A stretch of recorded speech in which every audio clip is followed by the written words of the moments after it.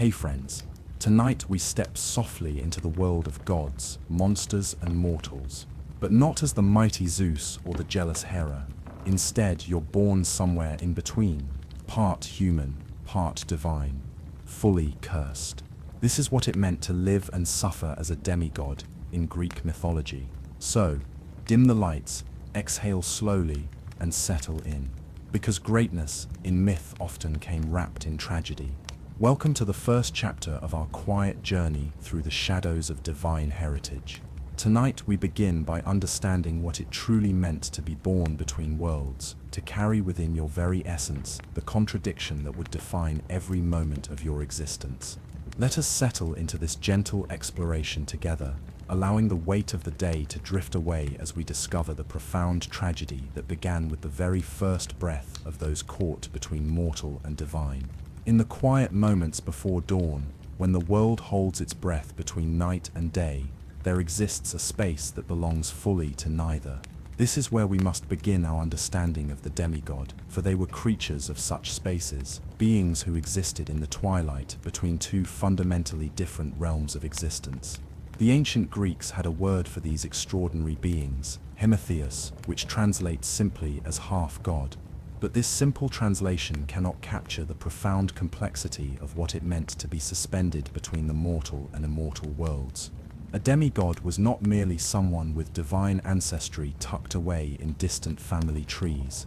They were the direct offspring of unions between gods and mortals, carrying within their very blood the fundamental contradiction that would shape every aspect of their existence.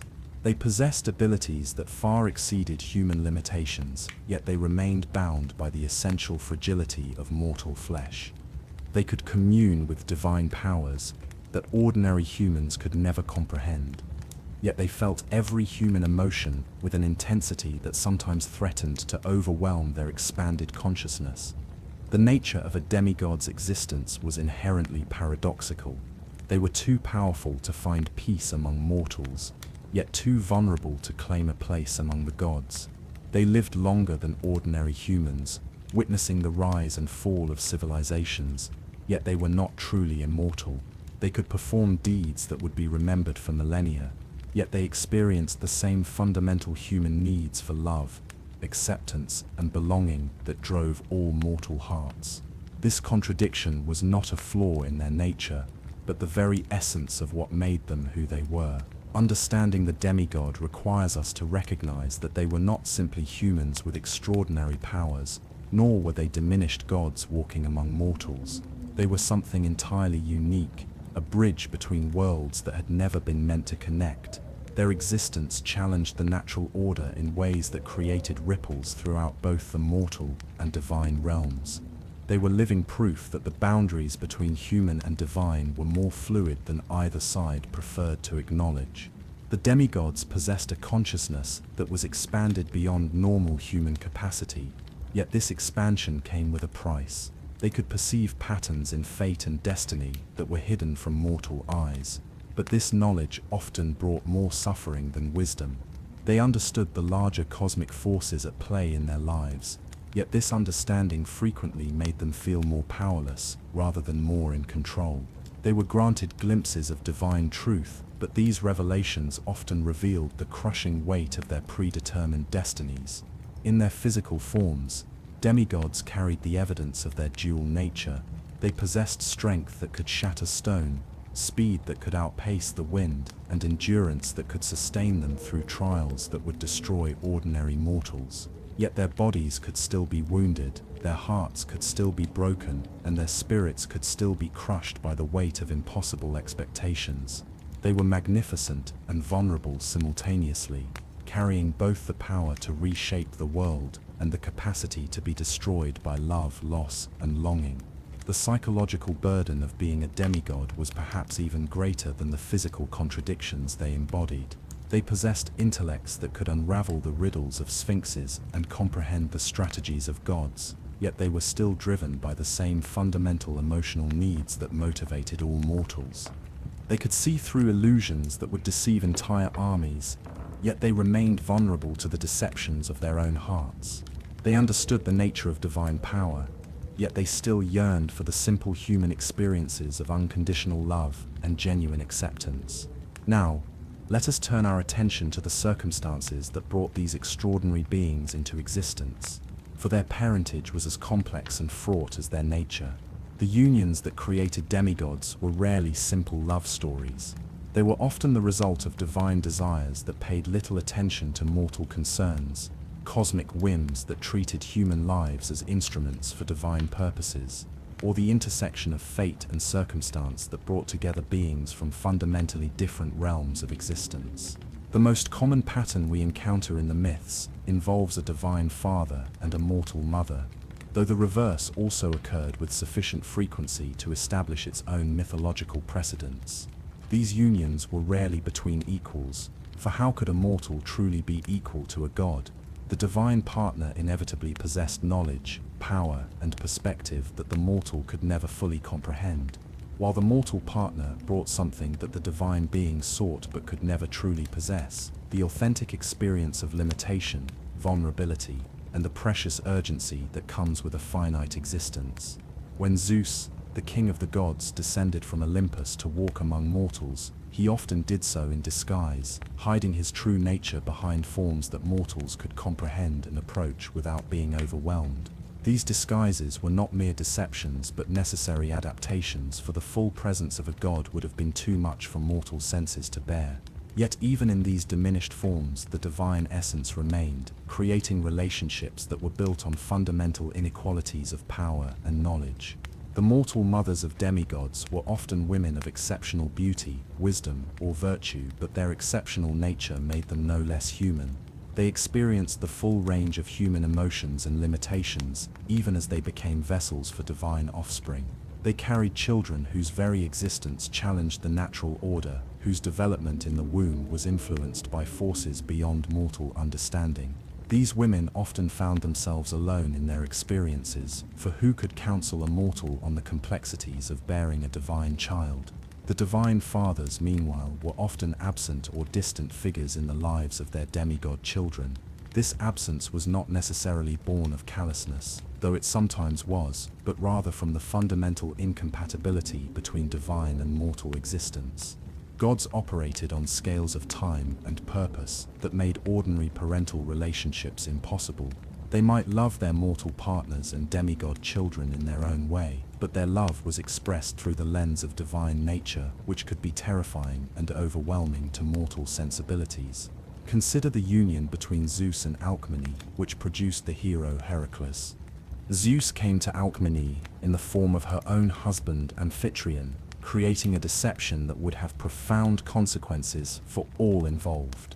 Alcmene loved what she believed to be her husband, while Zeus experienced a brief taste of mortal love and desire.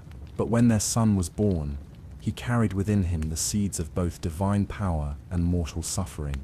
Heracles would become the greatest of all Greek heroes, yet his life would be marked by madness, violence, and the constant struggle to prove his worth to both mortals and gods. The moment of birth for a demigod was unlike any other event in the mortal world. It was not merely the arrival of a new human being, but the manifestation of a fundamental contradiction in the natural order. The child who drew their first breath carried within them the potential for both transcendent greatness and profound tragedy. They were blessed with abilities that would set them apart from all other mortals, yet they were cursed with the burden of expectations that no being should have to bear. From their earliest moments, demigods were different in ways that were both subtle and profound. They might display unusual strength, precocious intelligence, or an uncanny ability to commune with animals or natural forces. These early manifestations of their divine heritage were often sources of wonder and fear for those around them. Mortal caregivers found themselves responsible for children whose needs and abilities they could not fully understand or anticipate. The birth of a demigod also attracted the attention of divine forces, both benevolent and malevolent. The child's divine parent might take interest in their development, sending gifts or guidance that were meant to help but often complicated the child's relationship with the mortal world. Other gods might view the demigod with suspicion or jealousy, seeing them as threats to the cosmic order or as pawns in their own divine schemes. The queen of the gods, Hera, was particularly notorious for her persecution of Zeus's demigod children, viewing them as living reminders of her husband's infidelities. The very existence of a demigod challenged the boundaries that separated the mortal and divine realms. They were proof that these boundaries were not absolute, but the gods were not as removed from mortal concerns as they pretended to be. This challenge to the established order made demigods both valuable and dangerous to the cosmic balance. They were living bridges between worlds, but bridges could be crossed in both directions, and this possibility made both mortals and gods uneasy. As demigod children grew, they often found themselves caught between the expectations of their mortal communities and the pull of their divine heritage. They were expected to be leaders and protectors, to use their abilities for the benefit of others, yet they were also viewed with suspicion and fear by those who could not understand their nature. They were too powerful to be ordinary mortals, yet too human to be accepted as gods. This fundamental isolation began in childhood and would continue throughout their lives. The blessing of divine blood was also a burden that increased with age and awareness. As demigods matured, they began to understand the full implications of their nature. They realized that their lives would be different from those of ordinary mortals, that they would face challenges and responsibilities that others could never comprehend. They understood that their actions would have consequences that extended far beyond their immediate circumstances, that their choices would echo through the ages and affect the balance between mortal and divine realms. The awareness of their destiny was perhaps the cruelest aspect of being born between worlds. Unlike ordinary mortals, who could live their lives in relative ignorance of their ultimate fate, demigods often possessed knowledge of their own destinies. They might receive prophecies, divine visions, or simply an intuitive understanding of the path they were meant to walk.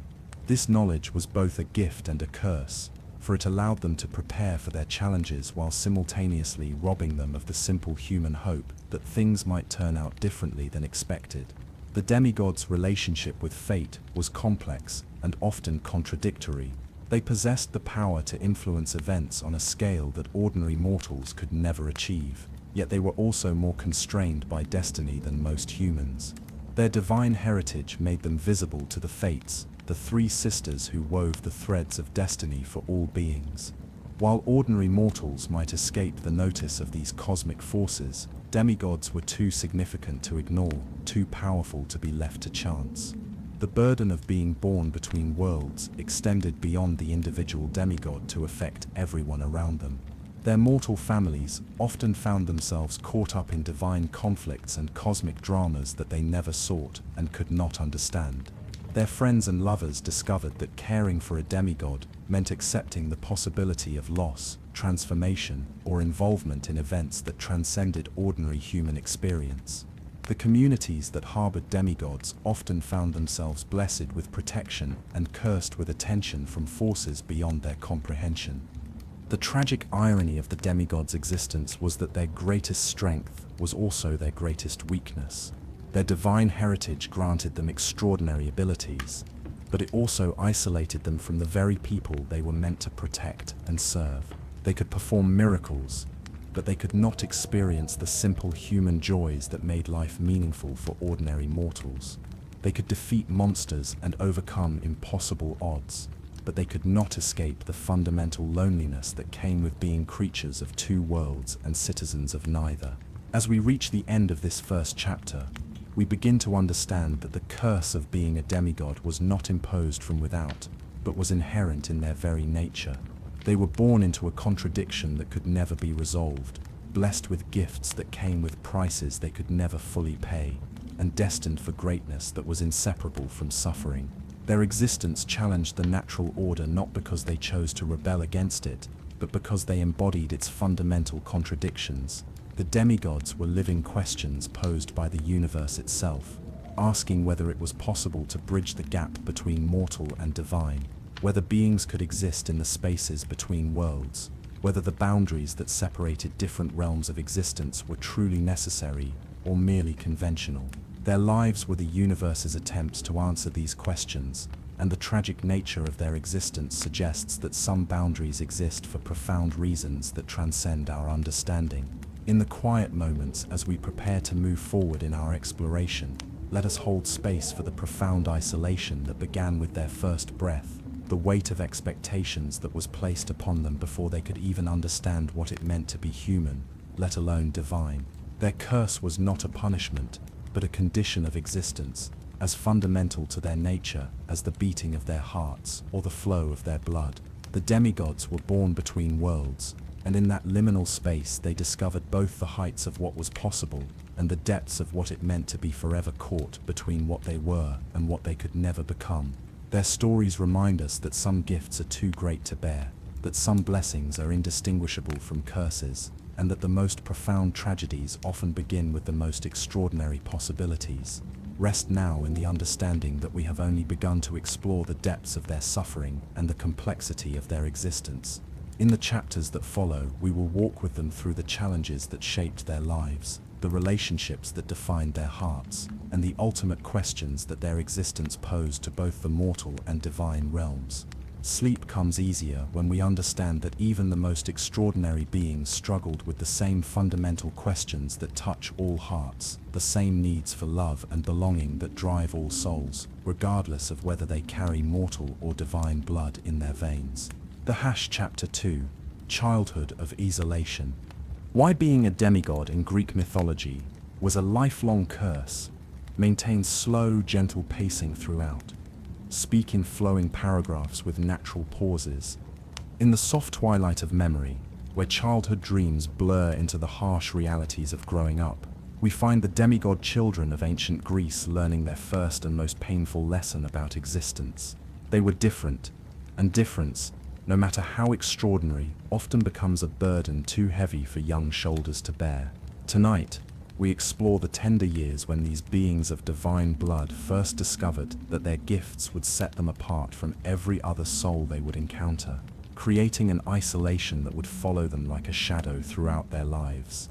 The childhood of a demigod was marked by a profound sense of not belonging, a feeling that would settle into their bones like winter cold and never fully leave them. From their earliest memories, these children understood that they were fundamentally different from those around them, though they often lacked the words or wisdom to understand why.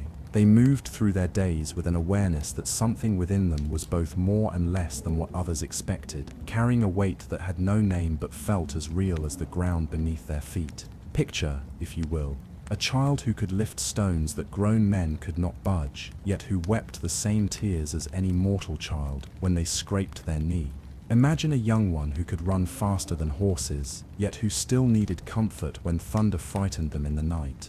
These were the demigod children, carrying within their small bodies the contradiction that would define their entire existence. They possessed abilities that amazed and terrified the adults around them, yet they remained children in all the ways that mattered most, needing love, guidance, and acceptance that their extraordinary nature made increasingly difficult to find. The signs of their divine heritage often manifested in ways that brought more fear than wonder to those who witnessed them. A child might accidentally break every toy they touched, not from malice but from strength they could not yet control. They might speak with animals, or see things that were invisible to others, creating moments of magic that felt more like curses to caregivers who could not understand what they were witnessing. These early manifestations of power were rarely the stuff of heroic legends. Instead, they were small daily reminders that these children would never experience the simple normalcy that other young ones took for granted. The world of mortals was not prepared for children who challenged the natural order simply by existing. Adults who had lived their entire lives within the comfortable boundaries of human limitation found themselves caring for young ones who operated by different rules, who possessed needs and abilities that no amount of parental instinct could fully address. The love that mortal caregivers felt for these children was often complicated by fear, wonder, and a deep uncertainty about how to guide beings whose potential exceeded their understanding.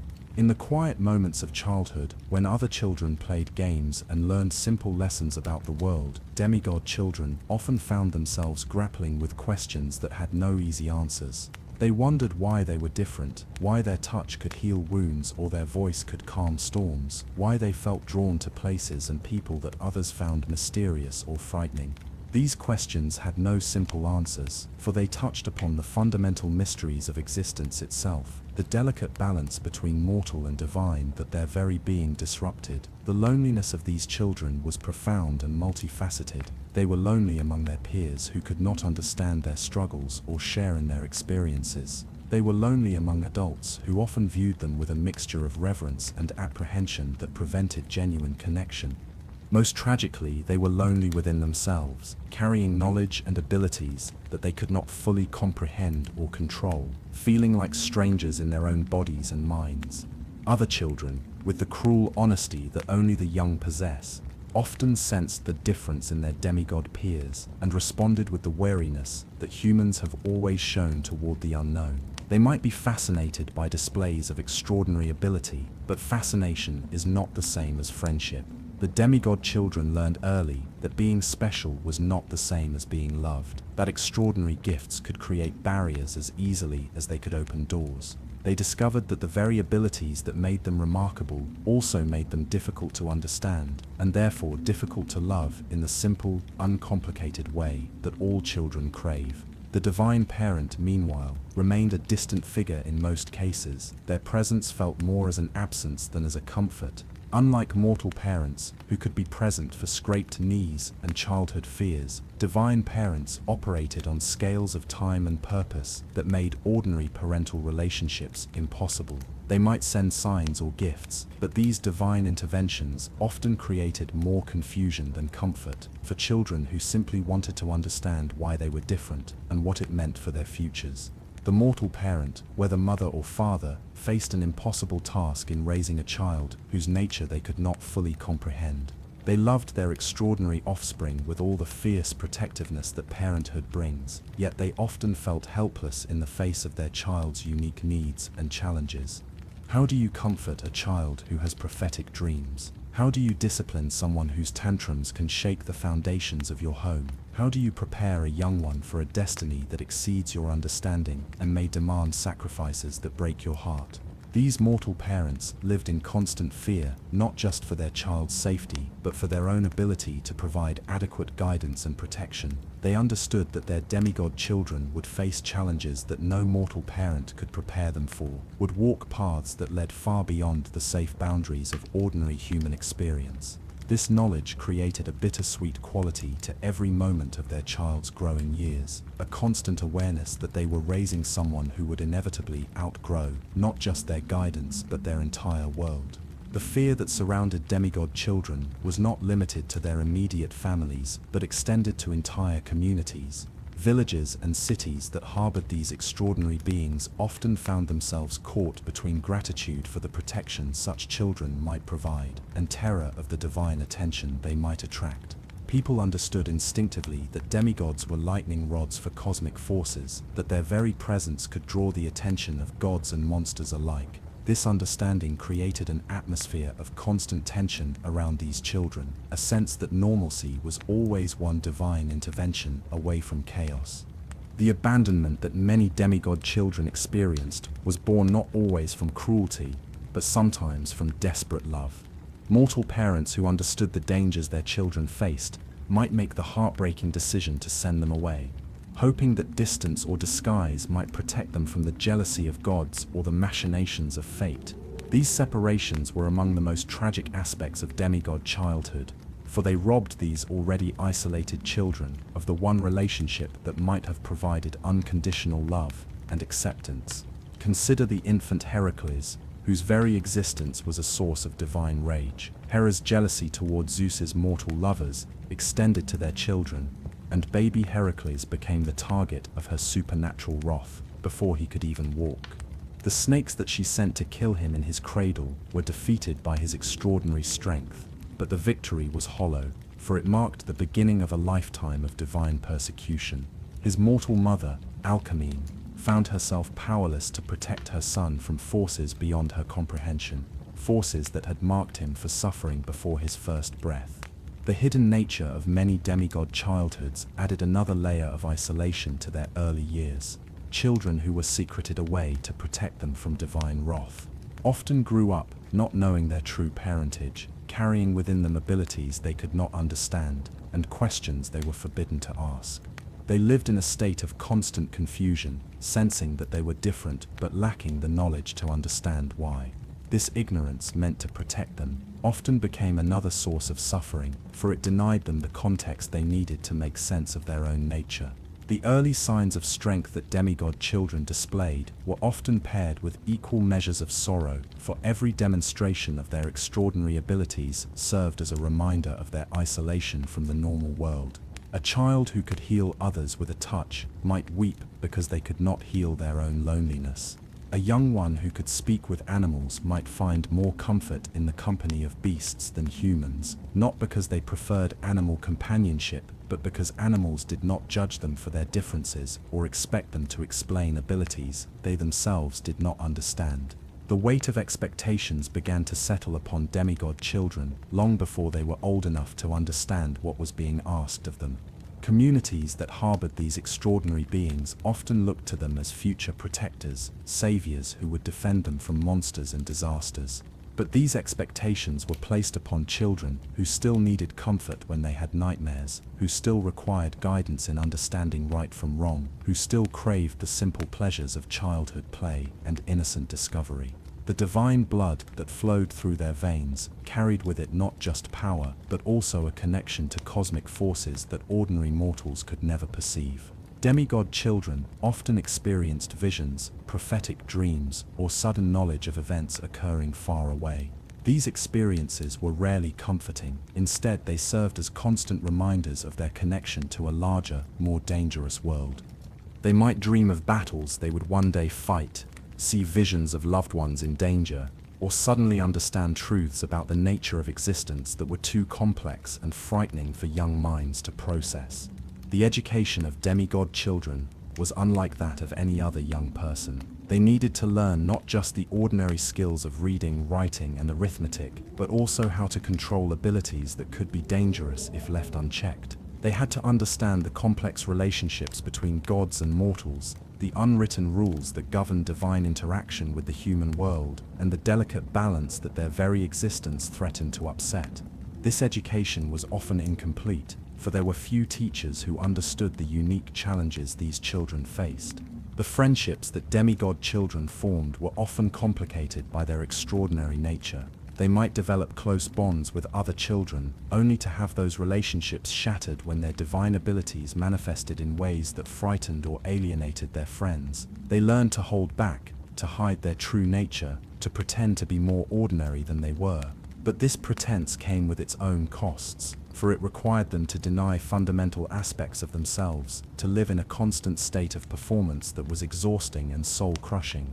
The games that other children played held little appeal for demigods, not because they felt superior, but because the rules of ordinary childhood no longer applied to them. They could not compete fairly in contests of strength or speed, could not participate in the innocent make-believe that occupied other young minds. Their play was often solitary, involving the exploration of their own abilities or communion with natural forces that responded to their divine heritage. This solitary play was both a blessing and a curse, providing them with ways to explore their nature while simultaneously reinforcing their isolation from their peers. The nightmares that plagued demigod children were not the simple fears that troubled ordinary young ones. They dreamed of gods and monsters, of battles and transformations, of destinies that stretched far beyond their understanding. These dreams were often prophetic, showing them glimpses of futures they could not yet comprehend but would eventually be forced to face. They woke from these visions feeling more tired than when they had gone to sleep, carrying the weight of knowledge that no child should possess. The physical development of demigod children was often accelerated and unpredictable. They might grow taller and stronger than their peers at an alarming rate, or they might develop abilities that manifested suddenly and without warning. These physical changes served as constant reminders of their difference, making it impossible for them to forget, even for a moment, that they were not like other children. They could not lose themselves in the simple innocence of childhood because their bodies would not let them ignore their extraordinary nature. The relationship between demigod children and their divine heritage was complex and often painful. They might feel drawn to temples or sacred places, experiencing a sense of recognition and belonging that they could not find elsewhere. But these spiritual connections came with their own complications, for they often attracted the attention of priests and oracles who saw in these children either great blessings or terrible omens. The divine aspect of their nature was not something they could simply accept or reject. It was woven into the very fabric of their being, influencing every aspect of their development and experience. The sorrow that accompanied the early signs of strength in demigod children was not just personal but cosmic in scope. They were living reminders of the fundamental tensions between mortal and divine worlds, embodying contradictions that challenged the natural order. Their very existence posed questions about the nature of reality, the boundaries between different realms of being, and the possibility of bridging gaps that were perhaps meant to remain unbridgeable. This cosmic significance was a burden that no child should have to bear, yet it was inseparable from their identity as demigods. The protection that communities tried to provide for demigod children was often inadequate and sometimes counterproductive. Mortal guards could not defend against divine threats, human wisdom could not anticipate the machinations of gods, and ordinary love could not fully heal the wounds created by extraordinary circumstances. The children understood on some level that they were fundamentally unprotectable, that their safety depended on forces beyond mortal control. This understanding created a deep sense of vulnerability that coexisted uneasily with their extraordinary abilities. The moments of joy that demigod children experienced were often tinged with the knowledge that their happiness was temporary and fragile. They might find brief periods of normalcy, times when they could almost forget their divine heritage and simply be children. But these moments were always shadowed by the awareness that their true nature would eventually reassert itself, that they would be called to face challenges and make choices that would separate them from the simple pleasures they had briefly enjoyed.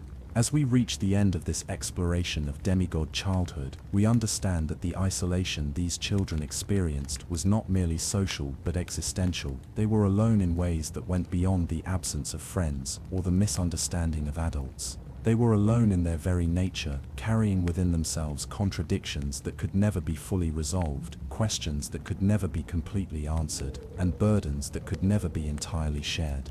Their childhood was a time of learning, not just about the world around them, but about the fundamental loneliness that would be their constant companion throughout their lives. The tragedy of demigod childhood was not that these children were unloved or unwanted, but that they were loved in ways that could never be enough to heal the wounds created by their extraordinary nature. They were cherished for their potential, feared for their power, and isolated by the very gifts that made them special. Their childhood was a time of preparation for a future that would demand everything from them, while offering little in return except the cold comfort of destiny fulfilled and cosmic purposes served. Rest now in the understanding that even the most extraordinary beings began their lives as children who simply wanted to belong, to be understood, to find their place in a world that seemed to have no room for creatures like them. Their early years were marked by the same needs and desires that drive all young hearts, but their divine heritage transformed these simple longings into sources of profound suffering. In the quiet darkness of sleep, we can hold space for these children who carried such heavy burdens from such an early age, who learned before they could even speak that they were destined for a loneliness that would follow them throughout their lives. Chapter 3, The Burden of Expectation. Why being a demigod in Greek mythology was a lifelong curse. Maintain slow, gentle pacing throughout. Speak in flowing paragraphs with natural pauses. In the soft silence between what we are and what the world demands we become, we find the heart of the demigod's deepest suffering. Tonight, we turn our attention to the crushing weight of expectation that settled upon these extraordinary beings like a mantle they could never remove, never set aside, never escape. From the moment their divine heritage became known, they were no longer individuals with the freedom to choose their own paths, but vessels for the hopes, fears, and needs of entire civilizations. Let us explore together how the burden of being what others needed them to be slowly crushed the possibility of ever discovering who they truly were. The expectations placed upon demigods were not the gentle hopes that parents hold for their children, or the reasonable aspirations that communities might have for their most talented members. These were demands that transcended the human scale, requirements that asked these beings to sacrifice not just their comfort or their safety, but their very humanity in service of ideals that mortals could conceive but never achieve themselves. Society looked upon demigods and saw not people but symbols, not individuals but instruments of divine will, not beings with their own desires and fears, but tools to be used in the endless struggle between order and chaos. The moment a demigod's abilities became apparent to the world around them, their life ceased to belong to them alone. They became property of the collective imagination, vessels into which entire communities poured their desperate hopes for protection, salvation, and meaning. The child who could lift impossible weights became the one who would hold up the world. The young person who could run faster than the wind became the one who would chase down every monster that threatened the peace. The one who could heal with a touch became responsible for every wound that went untreated, every death that might have been prevented. This transformation from individual to symbol was so complete and so subtle that most demigods never fully recognized when it had occurred. They grew up understanding that their abilities came with responsibilities, that their power was meant to serve others, that their divine heritage was not a personal gift, but a cosmic trust. These beliefs seemed noble and right, yet they carried within them the seeds of a profound tragedy, for they denied these extraordinary beings the fundamental right to choose their own meaning, their own purpose, their own definition of a life well lived. The heroic ideal that society imposed upon demigods was not based on any understanding of their true nature or their actual desires. It was a projection of mortal fears and fantasies, a way for ordinary humans to imagine solutions to problems that seemed insurmountable. The mortals who looked to demigods for salvation did not see the cost of their expectations, did not understand that asking someone to be eternally strong was the same as asking them to be eternally alone.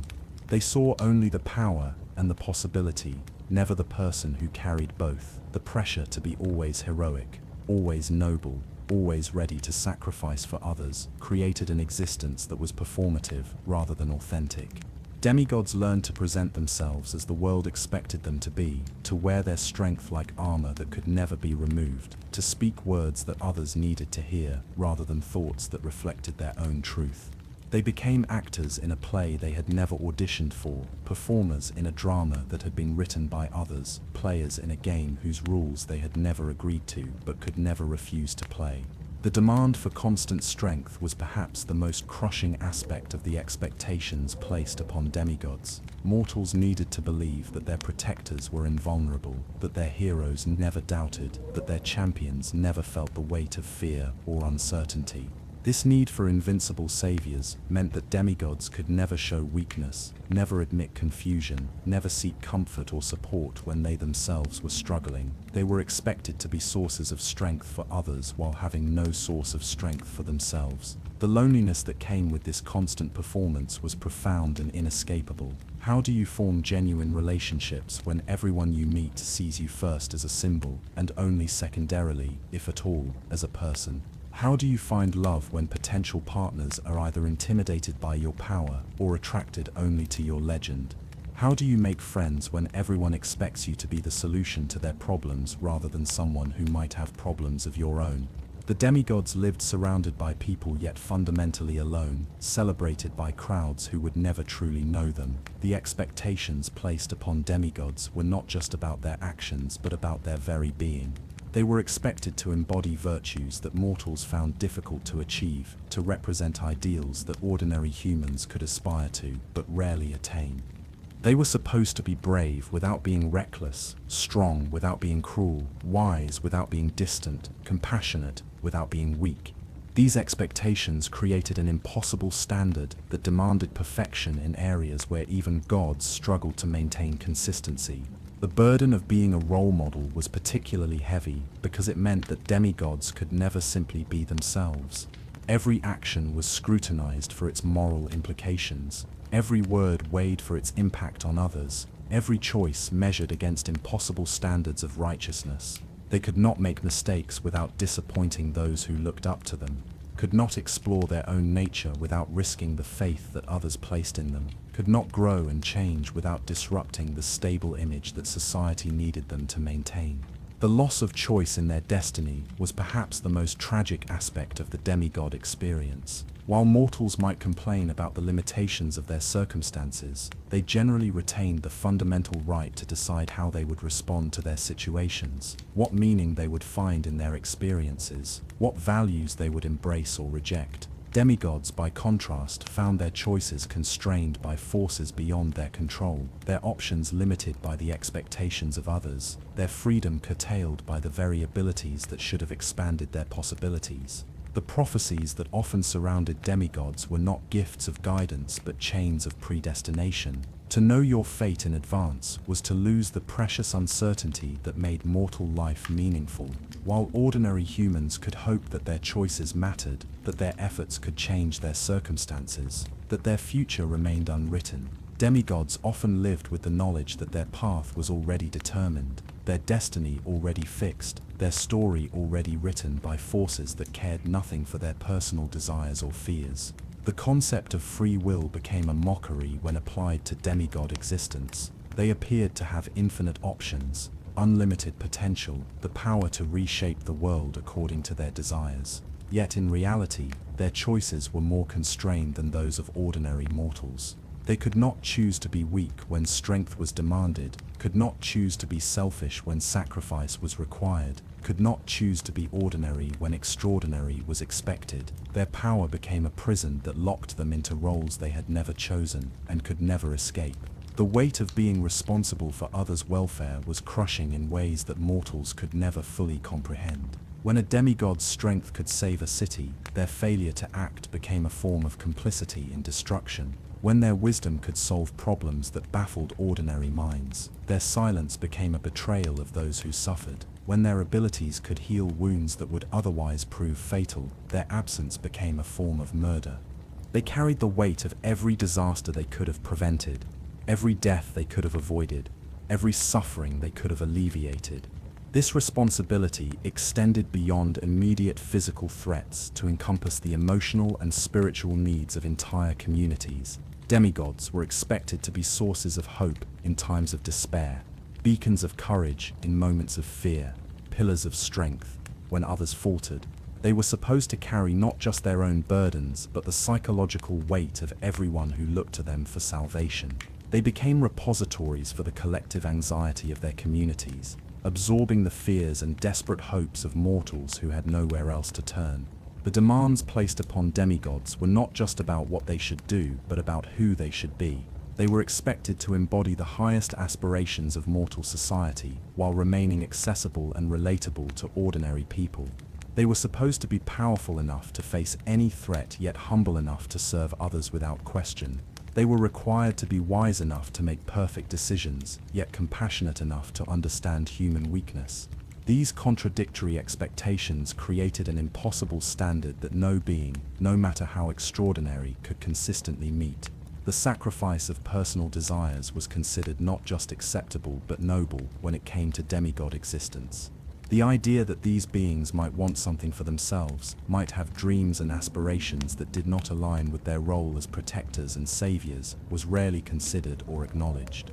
Their personal happiness was seen as secondary to their public duty, their individual fulfillment as less important than their service to others. They were expected to find meaning and satisfaction in the act of sacrifice itself, to derive joy from the surrender of their own desires for the greater good. The expectations surrounding demigod behavior extended into every aspect of their existence.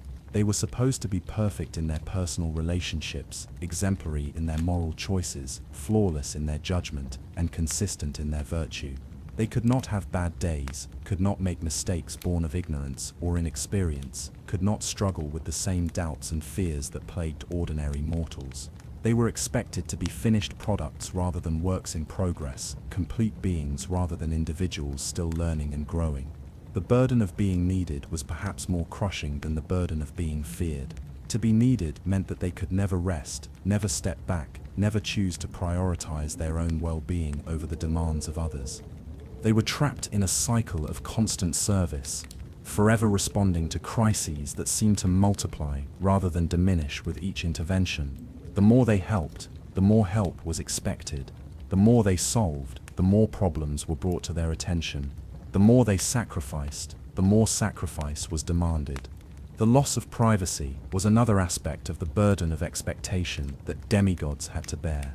Their lives became public property, their choices subject to scrutiny and judgment by people who had no understanding of the complexities they faced. They could not make decisions based solely on their own judgment or desires, but had to consider how their actions would be perceived, interpreted, and judged by others.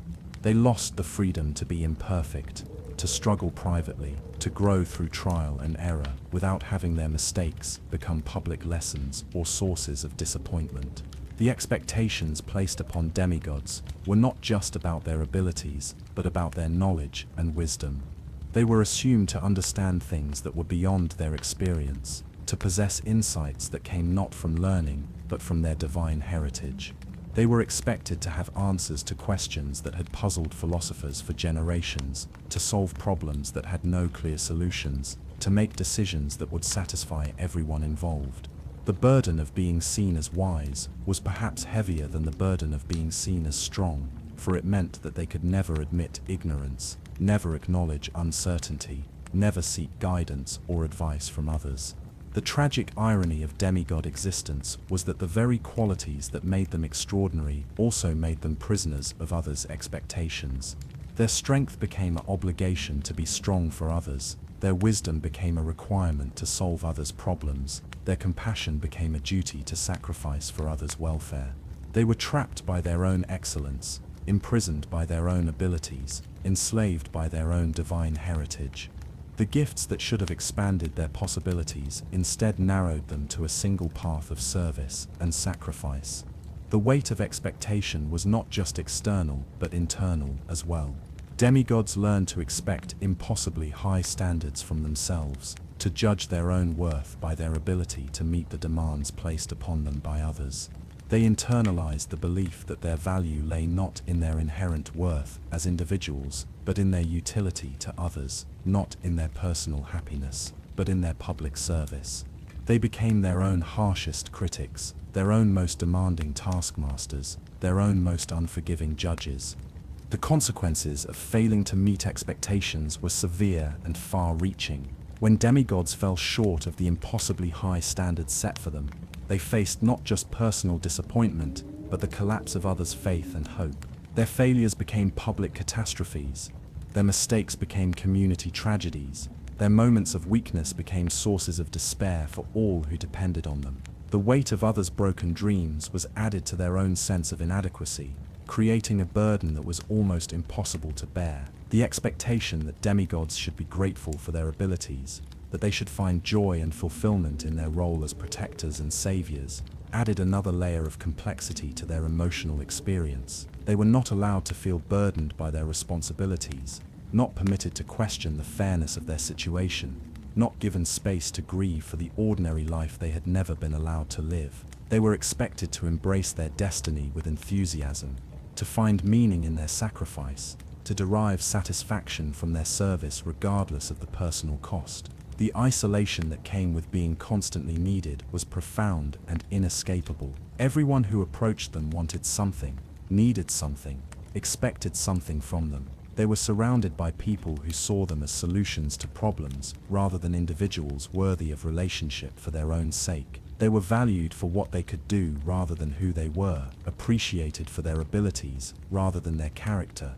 loved for their power rather than their person. This transactional nature of their relationships created a loneliness that was all the more painful because it was surrounded by constant attention and apparent adoration. As we reach the end of this exploration of the burden of expectation, we begin to understand that the curse of being a demigod was not just about the challenges they faced, but about the choices they were denied. They were robbed of the fundamental human right to define themselves, to choose their own path, to decide what constituted a meaningful life. They were forced to live according to scripts written by others, to fulfill roles they had never auditioned for, to sacrifice their own desires for the greater good, without ever being asked if they were willing to make such sacrifices. The tragedy of demigod existence was not that they were incapable of meeting the expectations placed upon them, but that meeting those expectations required them to surrender the very thing that made existence meaningful, the freedom to choose who they would become.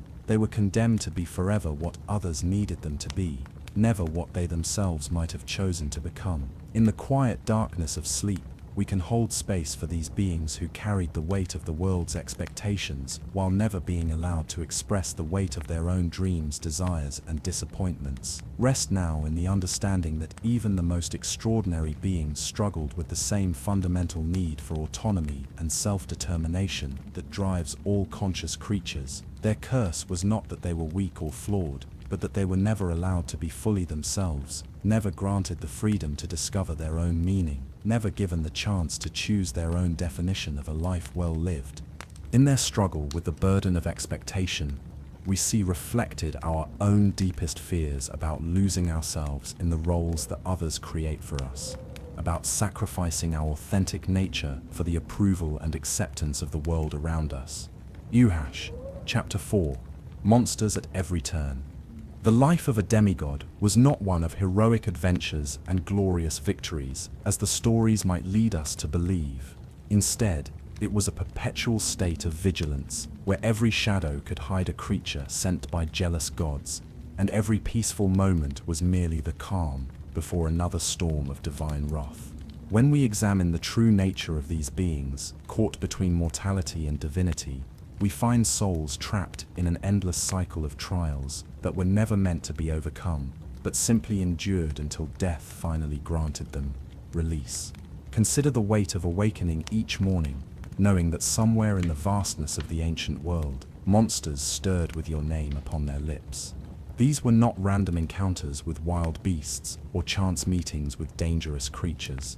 These were deliberate, calculated acts of divine cruelty, orchestrated by gods who viewed demigods not as their children, but as pieces on a cosmic game board. The monsters that plagued these unfortunate souls were sent with purpose, each one carefully chosen to exploit specific weaknesses, to test particular limits, to push the boundaries of what mortal flesh could endure when touched by divine blood. The very concept of the hero's journey, so beloved in our modern understanding of mythology, takes on a darker hue when we recognize that these were not voluntary quests undertaken by brave souls seeking glory. They were punishments, disguised as opportunities, curses wrapped in the language of destiny. The gods, in their infinite wisdom and equally infinite petty jealousies, created these trials not to elevate their half-mortal offspring, but to remind them of their place in the cosmic hierarchy. Each monster faced was a message, each victory a temporary reprieve that only served to make the next challenge more daunting. The 12 labors of Heracles stand as perhaps the most famous example of this divine manipulation. Here was a man of incredible strength, born of Zeus and the mortal woman Alcmene, who found himself bound to serve a cowardly king named Eurystheus. But this service was not a matter of political necessity or personal choice. It was the result of Hera's jealousy, her endless rage at her husband's infidelity, manifesting as a lifetime of suffering for an innocent child. The goddess of marriage and family systematically destroyed the family life of a man whose only crime was being born, driving him to madness and murder, then condemning him to servitude as penance for crimes committed while under her divine influence. Each labor was specifically designed to be impossible, or at the very least, to push Heracles to the absolute limits of his capabilities. The Nemean lion, with its impenetrable hide, was not simply a dangerous animal that happened to terrorize the region. It was a child of monsters, bred for this exact purpose. Its supernatural defenses meant to test whether divine strength could overcome divine protection. The Hydra, with its regenerating heads, represented the futility of fighting against forces that could replenish themselves faster than they could be destroyed. These were not tests of heroism, but lessons in despair, each one designed to show a demigod that no matter how strong he became, there would always be something stronger, something more cunning, something more cruel waiting in the shadows. The psychological toll of such existence cannot be overstated. Imagine living with the knowledge that every person you loved was a potential target, that every moment of happiness was an invitation for divine retribution. The monsters that hunted demigods were not content to simply kill their primary targets. They were instruments of maximum suffering, designed to destroy not just the body, but the spirit, the will to continue fighting. They would strike at loved ones, at innocent bystanders, at entire communities, all to ensure that the demigod understood the true cost of their existence. Perseus, son of Zeus and Danae, experienced this reality firsthand when he was tasked with slaying Medusa. The Gorgon was not simply a monster to be defeated, but a trap within a trap, a creature whose very gaze could turn a man to stone. The gods who sent him on this mission knew that the most likely outcome was his death, and they were perfectly content with that result. But Perseus succeeded, and in doing so, he learned the cruel truth about divine favor. His victory was not celebrated, but immediately complicated by new challenges, new monsters, new impossible tasks that arose from the very act of surviving what should have killed him. The monsters themselves were often tragic figures, victims of divine cruelty, just as much as the demigods they were sent to fight. Medusa had once been a beautiful priestess, transformed into a monster as punishment for being assaulted in Athena's temple. The Minotaur was the product of divine manipulation, born from a curse placed upon Pasiphae by Poseidon. These creatures were not evil by choice, but by design, their monstrous forms and natures imposed upon them by gods who needed instruments of suffering and testing. When demigods fought these beasts, they were not engaging in noble combat, but participating in a cycle of abuse that stretched back to the very foundations of the divine order. The endless nature of these trials was perhaps their most insidious aspect. Unlike mortal heroes who might face one great challenge and then retire to a life of peace, demigods found that each victory only led to greater challenges. The gods kept detailed accounts of their half-mortal children's capabilities, constantly adjusting the difficulty of their trials to ensure that success remained just barely possible. This was not testing for the sake of growth or improvement, but torture for the sake of entertainment, a cosmic blood sport where the competitors could never truly win, only continue to exist in a state of constant struggle. Theseus, the hero of Athens and son of Poseidon, exemplifies this pattern perfectly. His defeat of the Minotaur should have been the culmination of his heroic career, a victory that earned him lasting peace and recognition. Instead, it marked the beginning of a series of increasingly difficult and morally ambiguous challenges.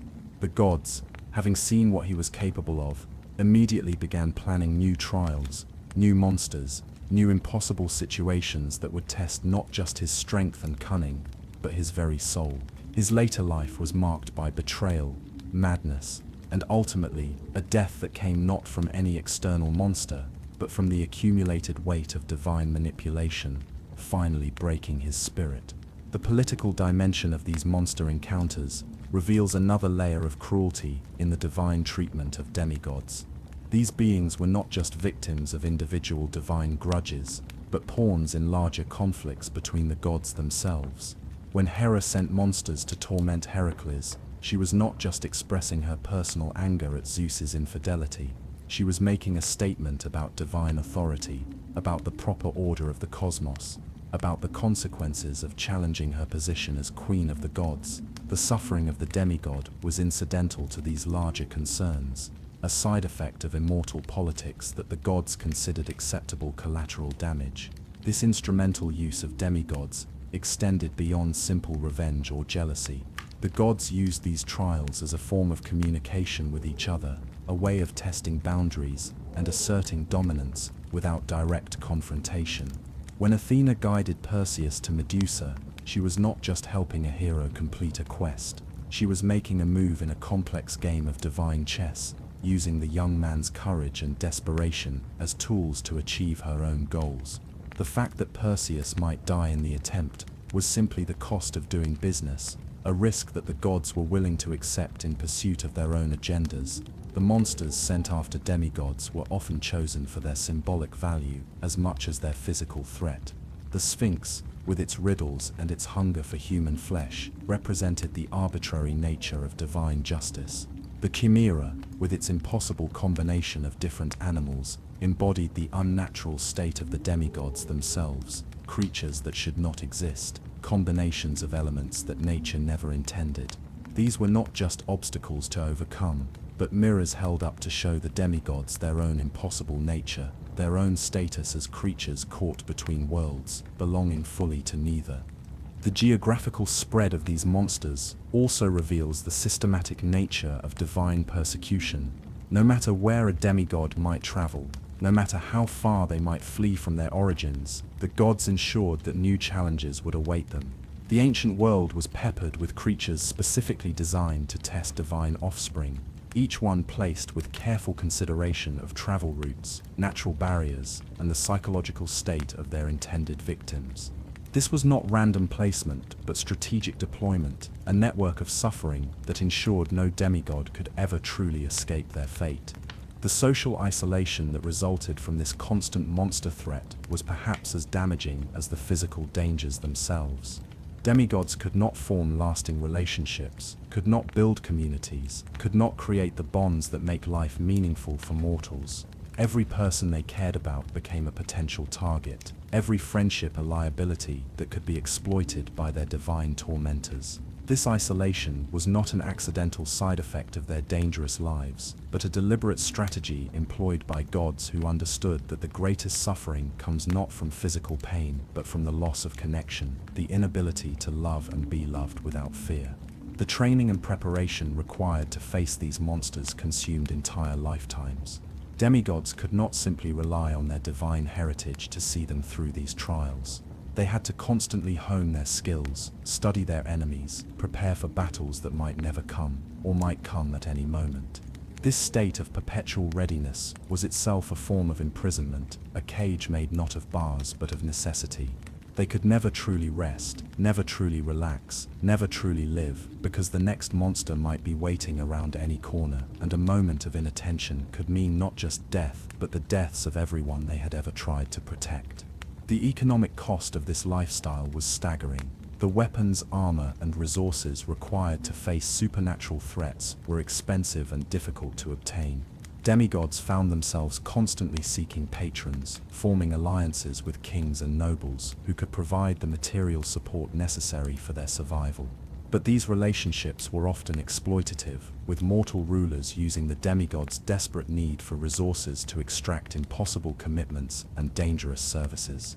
The heroes became mercenaries, not by choice, but by necessity, their divine nature making them too valuable to ignore and too dangerous to support unconditionally.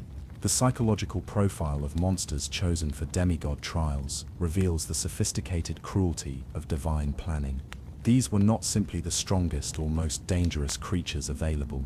They were beings specifically selected to exploit the psychological vulnerabilities of their targets. For demigods struggling with questions of identity, monsters that challenged their sense of self were deployed. For those dealing with loss and grief, creatures that preyed on emotional weakness were sent. For heroes trying to build new lives, monsters that destroyed communities and families were carefully positioned to maximum psychological impact. The transformation of ordinary animals into supernatural threats was another tool in the divine arsenal. The gods would take familiar creatures and invest them with impossible abilities, turning the natural world itself into a source of constant danger. The Caledonian boar, sent by Artemis to terrorize the countryside, was not simply a large pig, but a creature of divine wrath, its tusks capable of tearing through armor, its hide resistant to mortal weapons. This transformation of the familiar into the threatening meant that demigods could never truly feel safe in any environment, never assume that they understood the dangers they might face. The multiplication of threats was yet another aspect of divine cruelty. When one monster was defeated, the gods would often send not just one replacement, but several, each one designed to counter the tactics and weapons that had proved successful in the previous encounter. This escalation was not random, but carefully calculated, a deliberate process of increasing pressure designed to eventually overwhelm even the most capable demigod. The heroes found themselves in an arms race against divine creativity, constantly adapting and improving, knowing that their enemies were doing the same at an even faster pace. The timing of monster attacks was perhaps the most psychologically devastating aspect of these trials. The gods did not send their creatures at random moments, but at carefully chosen times designed to maximize suffering. Monsters would appear during moments of happiness, during important personal milestones, during times when the demigod had begun to believe that perhaps their life might finally know peace. Wedding days, the birth of children, moments of triumph and celebration were all marked by the arrival of new threats, new reminders that divine approval was conditional and temporary. The intergenerational nature of these curses added another layer of horror to the demigod experience. The monsters that hunted these beings were not content to limit their attention to a single generation. They would pursue the children of demigods, the grandchildren, anyone who carried even a trace of divine blood.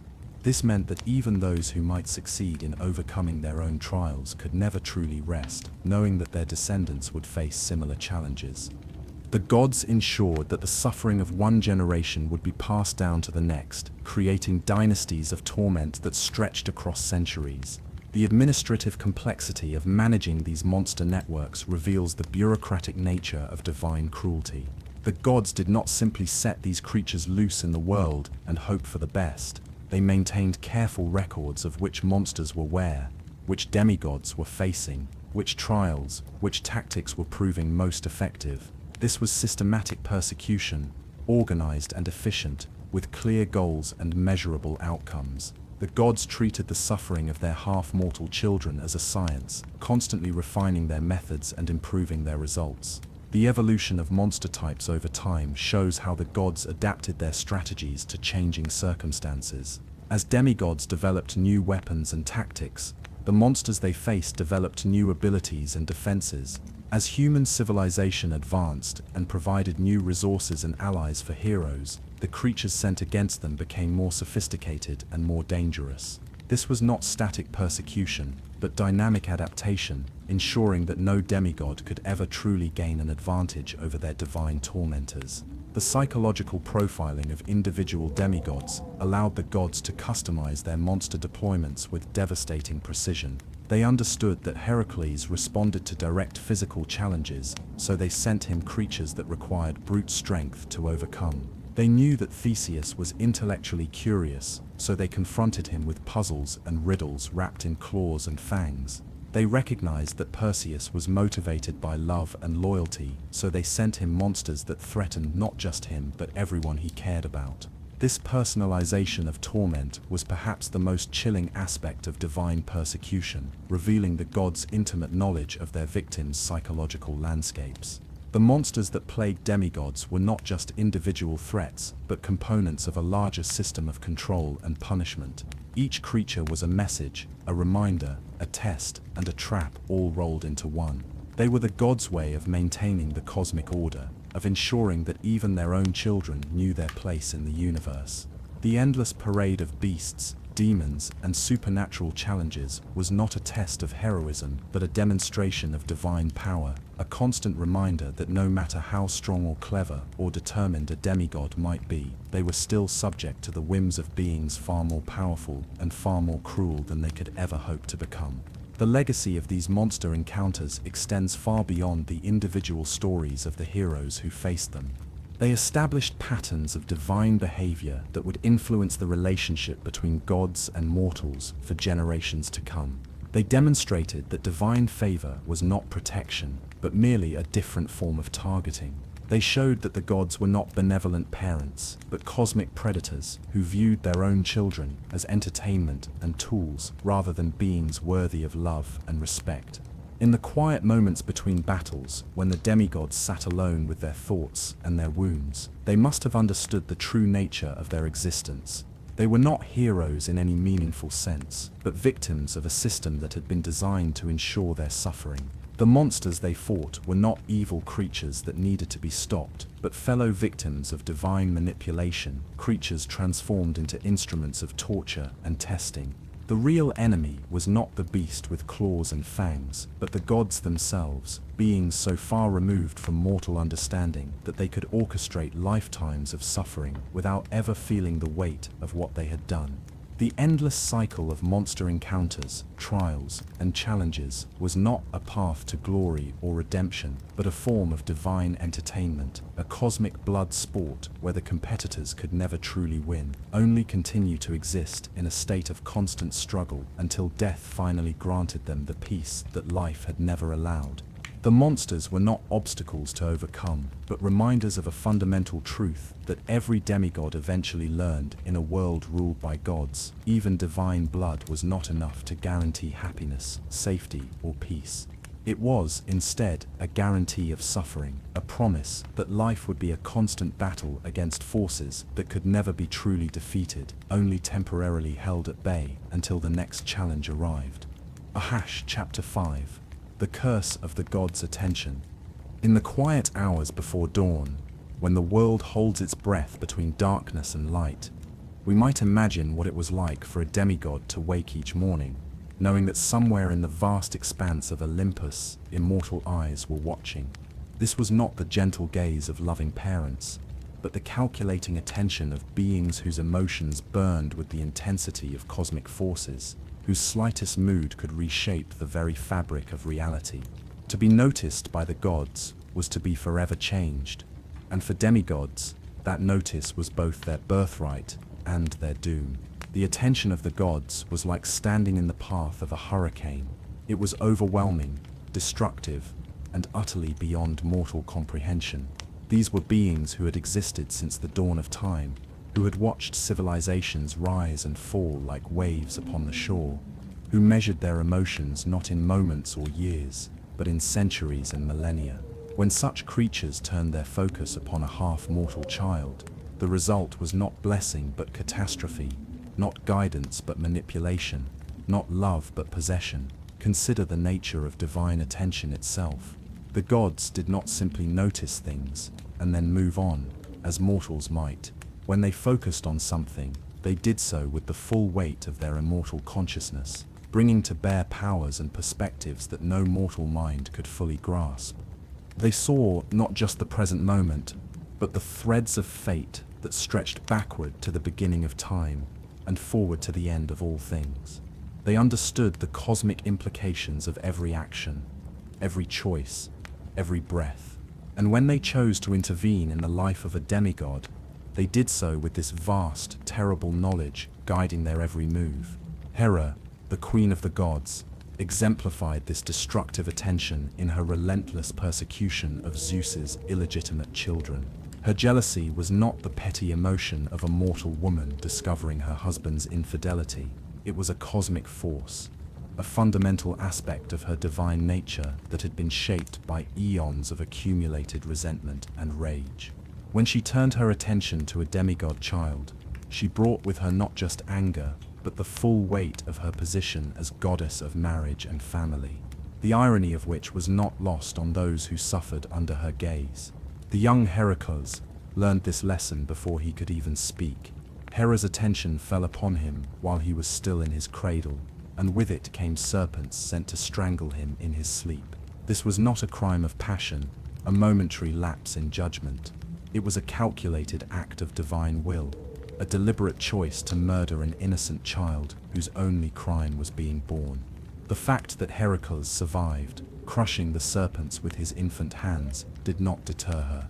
Instead, it only served to intensify her focus, to make her more determined to find ways to destroy what she could not kill outright. The psychological profile of Hera's persecution reveals the sophisticated nature of divine cruelty. She understood that simple murder was too quick, too merciful for the statement she wished to make. Instead, she chose to orchestrate a lifetime of suffering, to transform Heracles from a symbol of Zeus's infidelity into a monument to her own power and vengeance. Every trial he faced, every monster he battled, every moment of agony he endured was a message written in blood and tears, a declaration that no one could challenge her authority and expect to find peace. The madness that Hera sent upon Heracles stands as perhaps the most chilling example of divine attention turned malevolent. She did not simply drive him insane. She crafted his madness with the precision of a master artisan, designing delusions that would force him to destroy the very things he loved most. In his divine madness, he murdered his own wife and children, the family that had given his life meaning and purpose. When the madness lifted, and he found himself surrounded by the bodies of his loved ones, he understood for the first time the true nature of divine attention. It was not interested in his happiness or his heroism.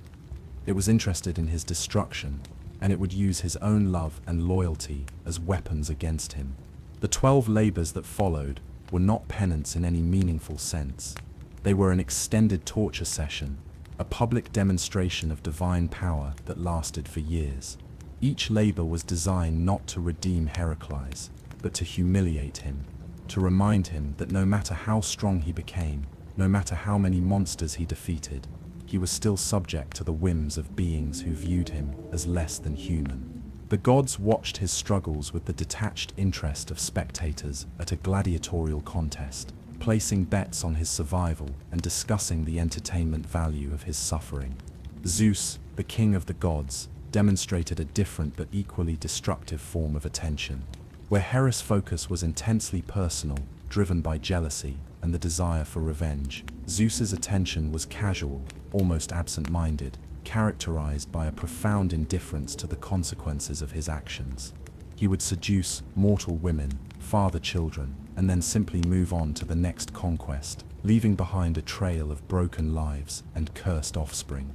His attention was like a natural disaster, devastating in its impact, but completely without malice or personal investment. The story of Danae illustrates the horrifying nature of Zeus's casual attention. Locked away in a bronze tower by her father, who had been warned by an oracle that his grandson would kill him, Danae thought herself safe from the world and its dangers. But no mortal precaution could protect her from a god's desire. Zeus came to her as a shower of golden rain, penetrating her prison through the smallest gaps in the bronze, and from this union came Perseus. The god's attention lasted only long enough to achieve his goal, and then he departed, leaving Danae to face the consequences of divine rape alone. The aftermath of this brief divine attention shaped the rest of Danae's life, and that of her son. When her father discovered the child, he locked both mother and baby in a chest and cast them into the sea, preferring to let the gods decide their fate rather than risk the prophecy's fulfillment. This was not an act of mercy, but of terror, the response of a mortal who understood that anyone touched by divine attention became dangerous, unpredictable, a potential source of catastrophe for everyone around them. Perseus's entire life was shaped by the brief moment of his father's attention. The quest for Medusa's head, the rescue of Andromeda, the eventual fulfillment of the prophecy that led to his grandfather's death. All of these events flowed from that single moment when Zeus chose to satisfy his desires without regard for the consequences. The god's attention was like a stone thrown into a still pond, creating ripples that spread outward in ever-widening circles, affecting not just the immediate target, but everyone and everything connected to them. The indifference of Zeus was perhaps more cruel than Hera's active malice. At least Hera's victims knew they were being deliberately tormented, that their suffering had purpose and meaning in the cosmic scheme.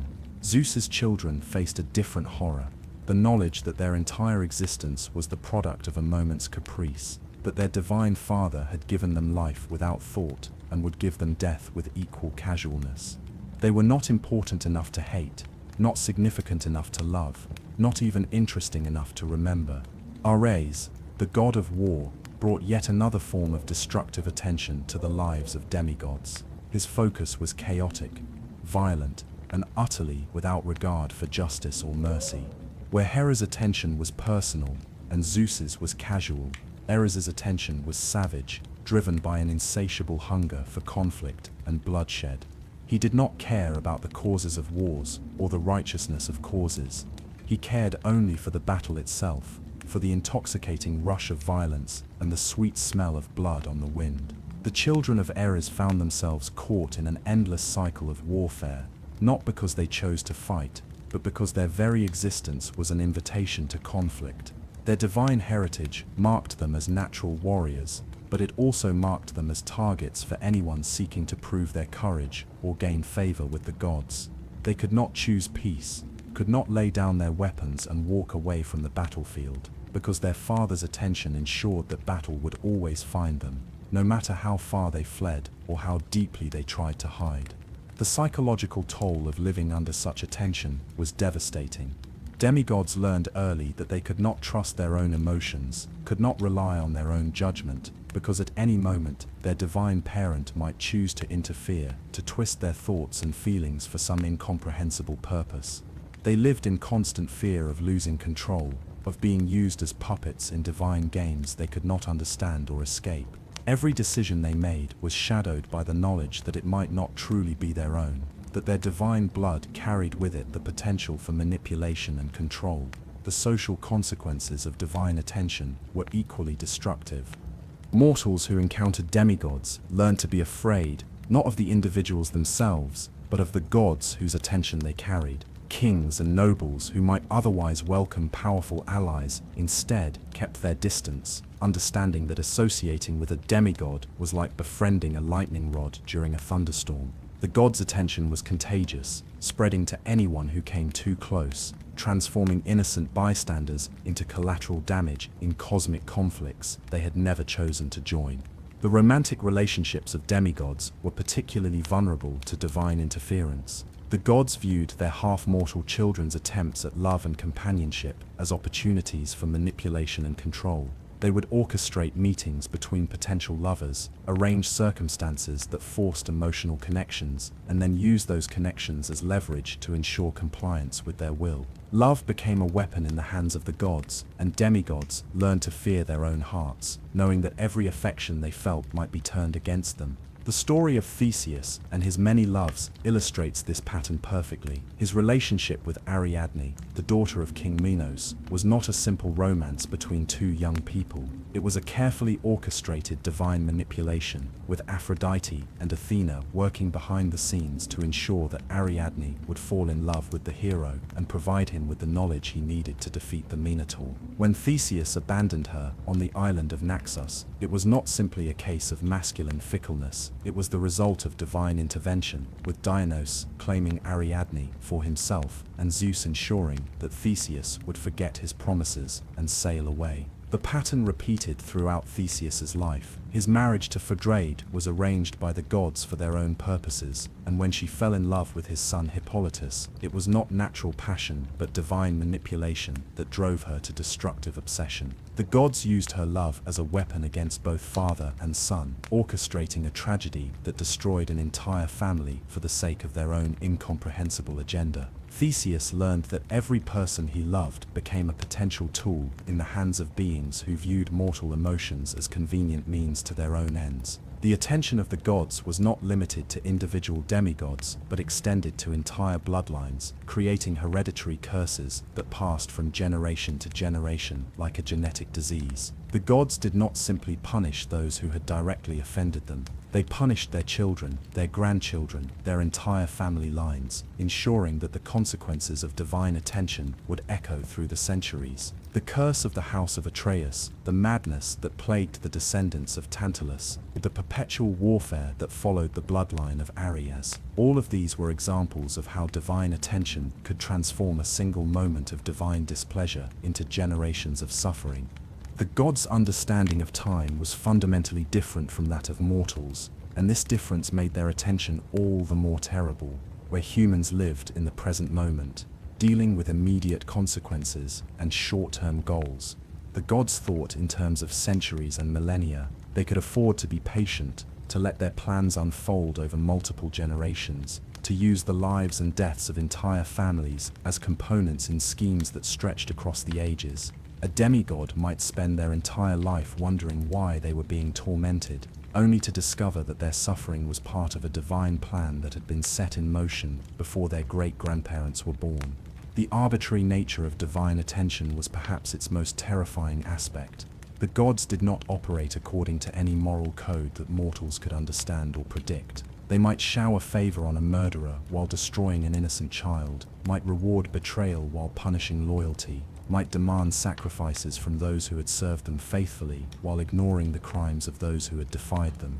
Demigods learned that there was no way to earn safety through good behavior, no way to avoid punishment through perfect service. The gods' attention was like the weather, unpredictable and potentially deadly, requiring constant vigilance and preparation for disasters that might never come or might strike without warning. The competitive nature of divine attention added another layer of complexity to the demigod experience. The gods were not a unified pantheon working toward common goals. They were a collection of powerful individuals with their own agendas, their own rivalries, their own petty jealousies and ancient grudges. When they focused their attention on a demigod, they often did so in competition with other gods, using their half-mortal children as pawns in larger conflicts that had nothing to do with the individuals involved. A demigod might find themselves caught between Athena and Poseidon, or between Hera and Aphrodite, forced to choose sides in conflicts they did not understand and could not win. The story of the Trojan War illustrates this competitive divine attention on a massive scale.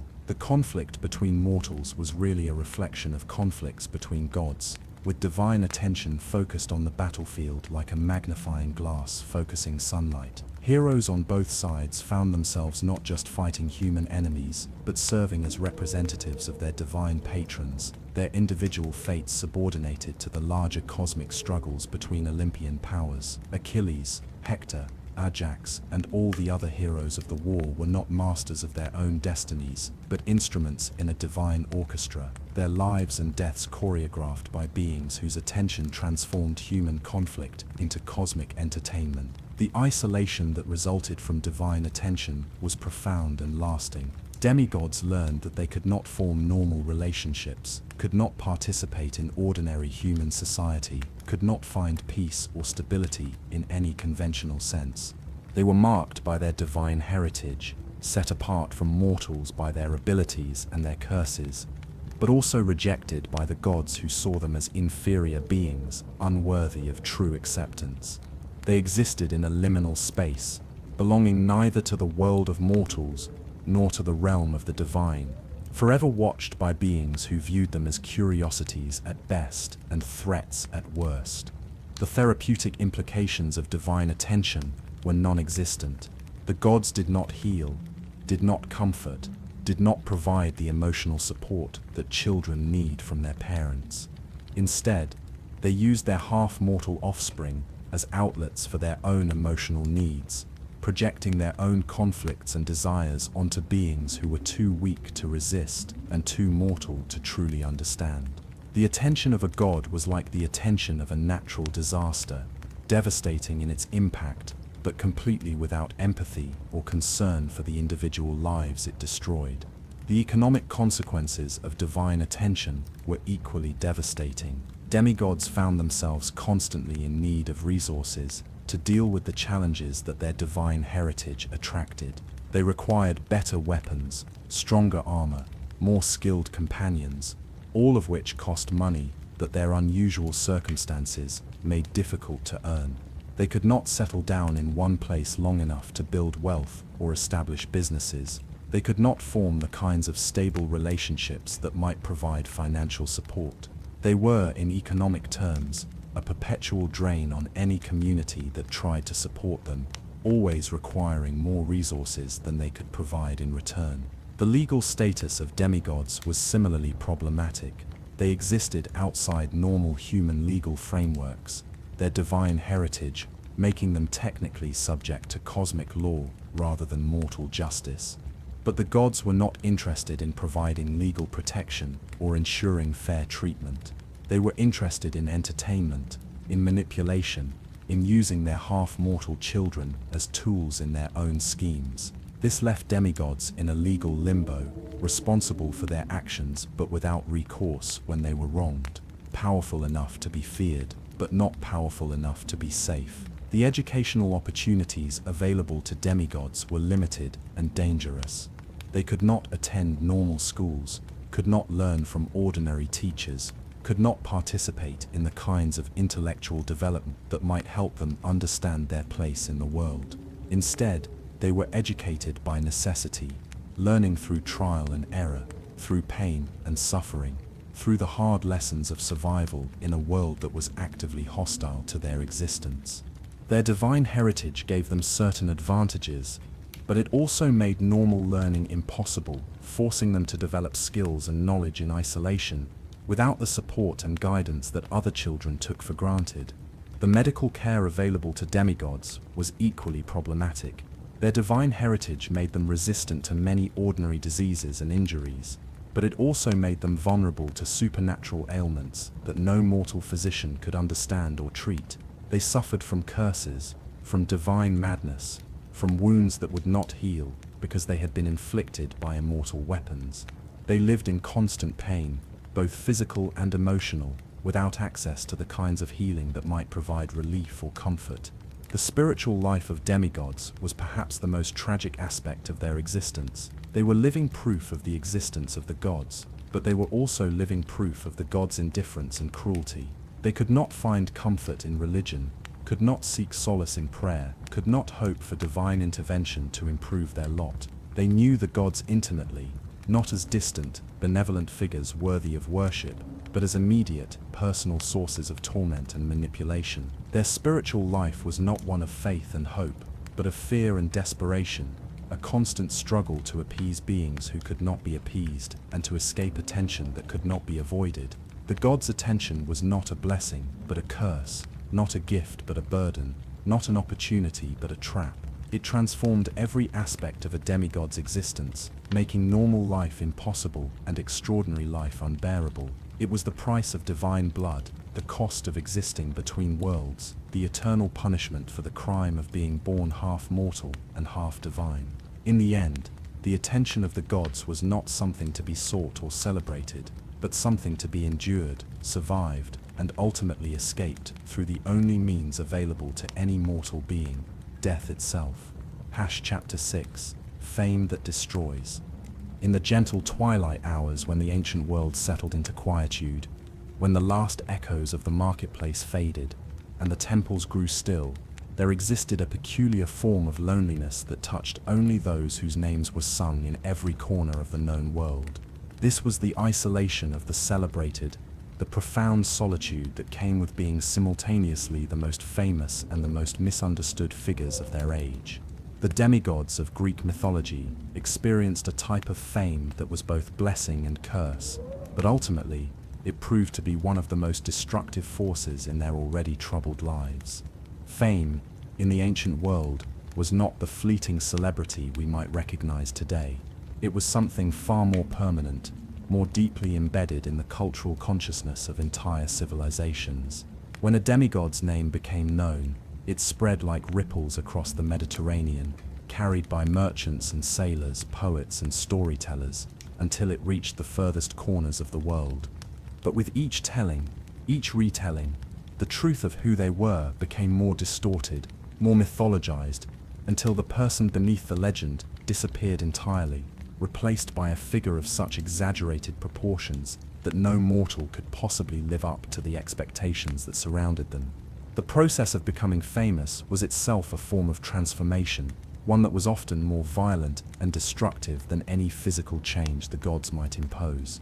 When word of a demigod's deeds began to spread, it was not their humanity that captured the imagination of the masses, but their divine heritage, their supernatural abilities, their connection to forces beyond mortal comprehension. The stories that spread were not about their struggles, their doubts, their moments of weakness or uncertainty. They were about impossibly heroic figures who faced every challenge with unwavering courage, who never faltered in their resolve, who embodied ideals that no real person could ever hope to achieve. Heracles, whose name became synonymous with strength and heroism throughout the ancient world, experienced this transformation firsthand. The stories that circulated about him bore little resemblance to the reality of his existence. Where the myth spoke of a hero who gladly accepted his 12 labors as a chance to prove his worth, the truth was far more complex and painful. The real Heracles was a man driven to madness by divine persecution, forced into servitude as penance for crimes he had committed, while under the influence of a goddess's curse. The stories ignored his moments of despair, his struggles with mental illness, his desperate attempts to find meaning in a life that had been shaped by forces beyond his control. The fame that surrounded Heracles created a prison as confining as any physical cage. Everywhere he went, people expected him to be the figure from the stories, the impossible hero who could solve any problem with his strength and courage. They did not want to meet a man struggling with guilt and trauma. They wanted to meet a legend, a symbol, a representation of everything they believed about heroism and divine favor. When he failed to live up to these expectations, when he showed signs of the humanity that the stories had erased, the disappointment was palpable and often cruel. The economic aspects of fame created their own forms of suffering. Demigods found themselves in the paradoxical position of being simultaneously the most valuable and the most exploited figures in their society. Kings and nobles competed for their services, offering vast sums for their participation in various endeavors, but these were not partnerships between equals. They were transactions in which the demigods' humanity was purchased along with their abilities, reducing them to little more than very expensive tools for achieving political or military objectives. The contractual obligations that came with fame were particularly onerous. Once a demigod's reputation was established, they found themselves bound by social expectations that were far more restrictive than any legal agreement. They could not refuse reasonable requests for help without being accused of pride or cruelty. They could not charge appropriate fees for their services without being labeled greedy or mercenary. They could not take time for rest or personal matters without being seen as shirking their responsibilities to the public good. Their fame had made them public property, and the public demanded constant availability, constant heroism, constant perfection. The psychological toll of living up to an impossible reputation was devastating. Demigods learned to suppress their natural emotional responses, to hide their fears and doubts, to present a facade of confidence and capability, even when they were struggling with problems that had no clear solutions. They became actors in their own lives, playing roles that had been written for them by the collective imagination of their society. The gap between who they were and who they were expected to be grew wider with each passing year, creating a form of dissociation that made genuine human connection increasingly difficult. Perseus, whose victory over Medusa had made him famous throughout the ancient world, discovered that his heroic reputation was both a blessing and a curse. The stories that spread about his quest emphasized his courage and cleverness, but they ignored the terror he had felt facing a creature whose very gaze could turn him to stone. They celebrated his success without acknowledging the luck and divine intervention that had made it possible. They transformed a desperate young man trying to save his mother into a figure of mythic proportions, someone who had achieved the impossible through sheer force of will and heroic virtue. The fame that followed Perseus created expectations that shaped the rest of his life. Every subsequent challenge he faced was measured against his victory over Medusa, and people expected him to succeed with the same apparent ease. When he rescued Andromeda from the sea monster, it was not seen as a separate act of heroism, but as confirmation of his established reputation. When he fulfilled the prophecy by accidentally killing his grandfather, it was not seen as a tragic accident, but as evidence of his destiny as a hero of legend. The isolation that came with fame was perhaps its most cruel aspect. Demigods found themselves surrounded by people who knew their names, their deeds, their reputations, but who had no understanding of their actual personalities, their fears, their hopes, their everyday struggles. They were constantly in the public eye, constantly performing, constantly living up to expectations that bore no resemblance to the reality of their existence. The very qualities that made them famous also made them inhuman in the eyes of those who claimed to admire them. The romantic relationships of famous demigods were particularly complicated by their public personas. Potential partners were often more interested in the legend than the person, seeking to associate themselves with the famous name rather than forming genuine emotional connections. Those who did attempt to see beyond the reputation often found themselves disappointed by the reality of living with someone whose life was shaped by forces beyond their control. The demigod's fame became a barrier to intimacy, a wall that prevented others from seeing and accepting their true selves. Theseus experienced this isolation acutely in his relationships with women. His fame as the hero of Athens, the slayer of the Minotaur, the founder of democratic institutions, preceded him wherever he went.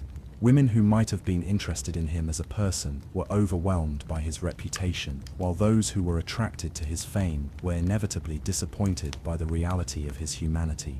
His abandonment of Ariadne, his troubled marriage to Phaedra, his conflicts with his son Hippolytus, all were colored by the expectations that his fame had created. The artistic representations of demigods further distorted their public image and contributed to their isolation. Sculptors, painters, and poets were not interested in creating realistic portrayals of these figures. They were interested in creating idealized versions that would inspire and entertain their audiences. The result was a body of artwork that bore little resemblance to the actual appearance or personality of the demigods themselves. These artistic interpretations became the basis for public understanding of who these figures were, creating yet another layer of separation between the person and the legend. The religious significance of famous demigods added another dimension to their isolation. As their reputations grew, they began to be worshipped as minor deities, with temples built in their honor and festivals celebrating their achievements. This religious veneration was perhaps the ultimate form of dehumanization, transforming living, breathing individuals into objects of worship. The psychological impact of being treated as a god while still possessing the vulnerabilities and limitations of a mortal was profound and disturbing. The cultic practices that developed around famous demigods often bore no resemblance to their actual preferences or personalities. Priests and priestesses created elaborate rituals and ceremonies based on the mythologized versions of their stories, not the reality of their lives. Worshippers brought offerings and prayers that reflected their understanding of the legends, not their knowledge of the individuals. The demigods found themselves represented in religious practices that they themselves did not recognize or approve of, their identities transformed into something alien and incomprehensible. The political implications of fame were equally problematic. Famous demigods became symbols that could be used by various factions to legitimize their own agendas. Kings claimed divine favor by associating themselves with popular heroes. Rebels invoked the names of famous demigods to justify their uprisings. Religious leaders used their stories to support particular interpretations of divine will. The demigods themselves had no control over how their names and reputations were used, and they often found themselves unwittingly supporting causes they disagreed with, or being blamed for consequences they had never intended. The educational system of the ancient world further contributed to the distortion of demigod identities. Children learned about these figures not as complex individuals with strengths and weaknesses, but as exemplars of particular virtues or cautionary tales about specific vices. The stories taught in schools were simplified, moralized, and stripped of the ambiguity and complexity that characterized real human experience. Generations of young people grew up with completely unrealistic expectations about what these figures were like, contributing to their isolation and misunderstanding. The literary tradition that developed around famous demigods was particularly destructive to their authentic identities. Poets and playwrights were not interested in documenting the reality of their lives. They were interested in creating compelling narratives that would entertain their audiences and explore universal themes. The result was a body of literature that used the names and basic outlines of demigod stories, but transformed them into something entirely different, something that served the needs of the literary work rather than the truth of the individual experience. The oral tradition was equally problematic. Stories passed down through generations inevitably changed in the telling, with each narrator adding their own embellishments, their own interpretations, their own cultural biases. The cumulative effect was the creation of legends that bore increasingly little resemblance to the original events or personalities. The famous demigods became prisoners of these evolving narratives, unable to correct the misconceptions or clarify the distortions that had grown up around their names. The geographical spread of fame created additional complications. Different regions developed different versions of the same stories, emphasizing different aspects of the demigod's character or achievements. A hero might be celebrated as a great warrior in one city, and as a wise ruler in another, with each community projecting their own values and needs onto the same figure. The demigod was expected to embody all of these different interpretations simultaneously, an impossible task that only added to their sense of fragmentation and confusion. The commercial exploitation of famous demigods was another source of suffering. Merchants created and sold items supposedly associated with particular heroes, from weapons and armor to jewelry and household goods. These commercial products further distorted public understanding of who these figures were, creating associations and expectations that had no basis in reality. The demigods found their names and likenesses used to sell products they had never endorsed, their reputations exploited for profit by people who had never met them. The diplomatic responsibilities that came with fame were particularly burdensome. Famous demigods were often called upon to serve as ambassadors or mediators, their reputations used to lend credibility to various negotiations and agreements. But these diplomatic roles required them to represent not their own interests or beliefs, but the idealized versions of themselves that existed in the public imagination. They were expected to embody the virtues and qualities that the stories attributed to them, even when those qualities were inconsistent with their actual personalities or convictions. The military expectations associated with fame were equally problematic. Famous demigods were automatically assumed to be skilled warriors, capable of leading armies and winning battles through their supernatural abilities. These expectations ignored the reality that many demigods were not primarily fighters, that their fame might have come from intellectual achievements or acts of mercy rather than martial prowess. They were pressed into military service regardless of their actual capabilities or interests, their reputations used to justify assignments that they were not qualified to handle. The judicial responsibilities that came with fame were another source of stress and isolation. Famous demigods were often asked to serve as judges or arbitrators, their reputations for wisdom and justice used to lend authority to their decisions. But these judicial roles required them to live up to standards of moral perfection that no human being could achieve. Every decision they made was scrutinized for evidence of bias or error, and any mistake was seen as a betrayal of their heroic reputation. The social obligations associated with fame were exhausting and relentless.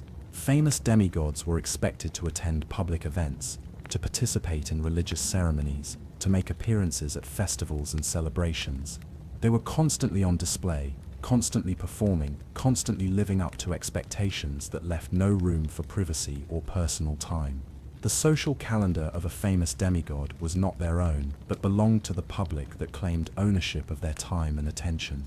The psychological defense mechanisms that demigods developed to cope with fame were often destructive to their mental health and personal relationships.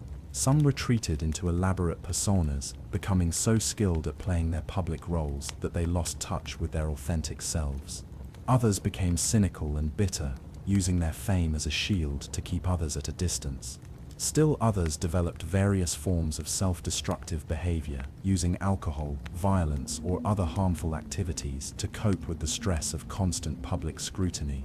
The aging process was particularly cruel for famous demigods. As they grew older and their physical capabilities declined, they found themselves unable to live up to the expectations that had been created during their youth. The public that had once celebrated their achievements now viewed them with disappointment or pity, unable to accept that their heroes were subject to the same limitations as other mortals. The decline from legendary status to ordinary humanity was a form of death in itself, a gradual erasure of everything that had made their lives meaningful. The legacy issues that famous demigods faced were complex and often painful. They had no control over how their stories would be told after their deaths.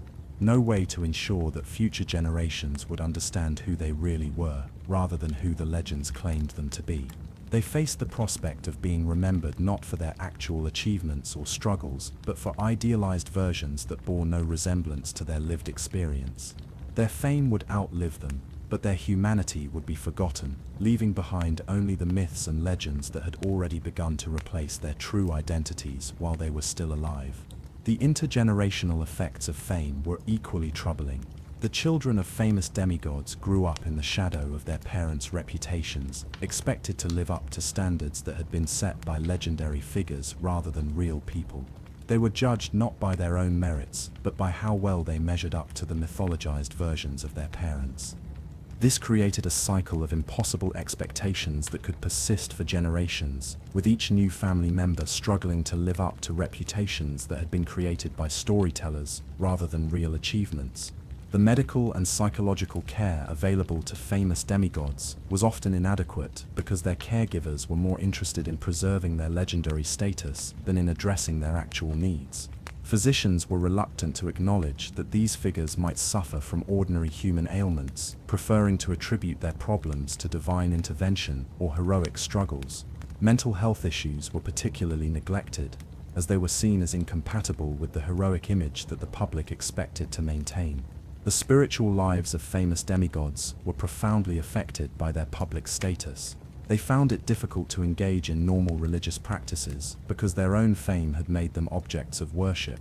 They could not seek comfort in prayer or meditation because their very presence in temples or sacred spaces became public spectacles. Their spiritual needs were subordinated to their public roles, leaving them without the religious consolation that might have helped them cope with their other struggles.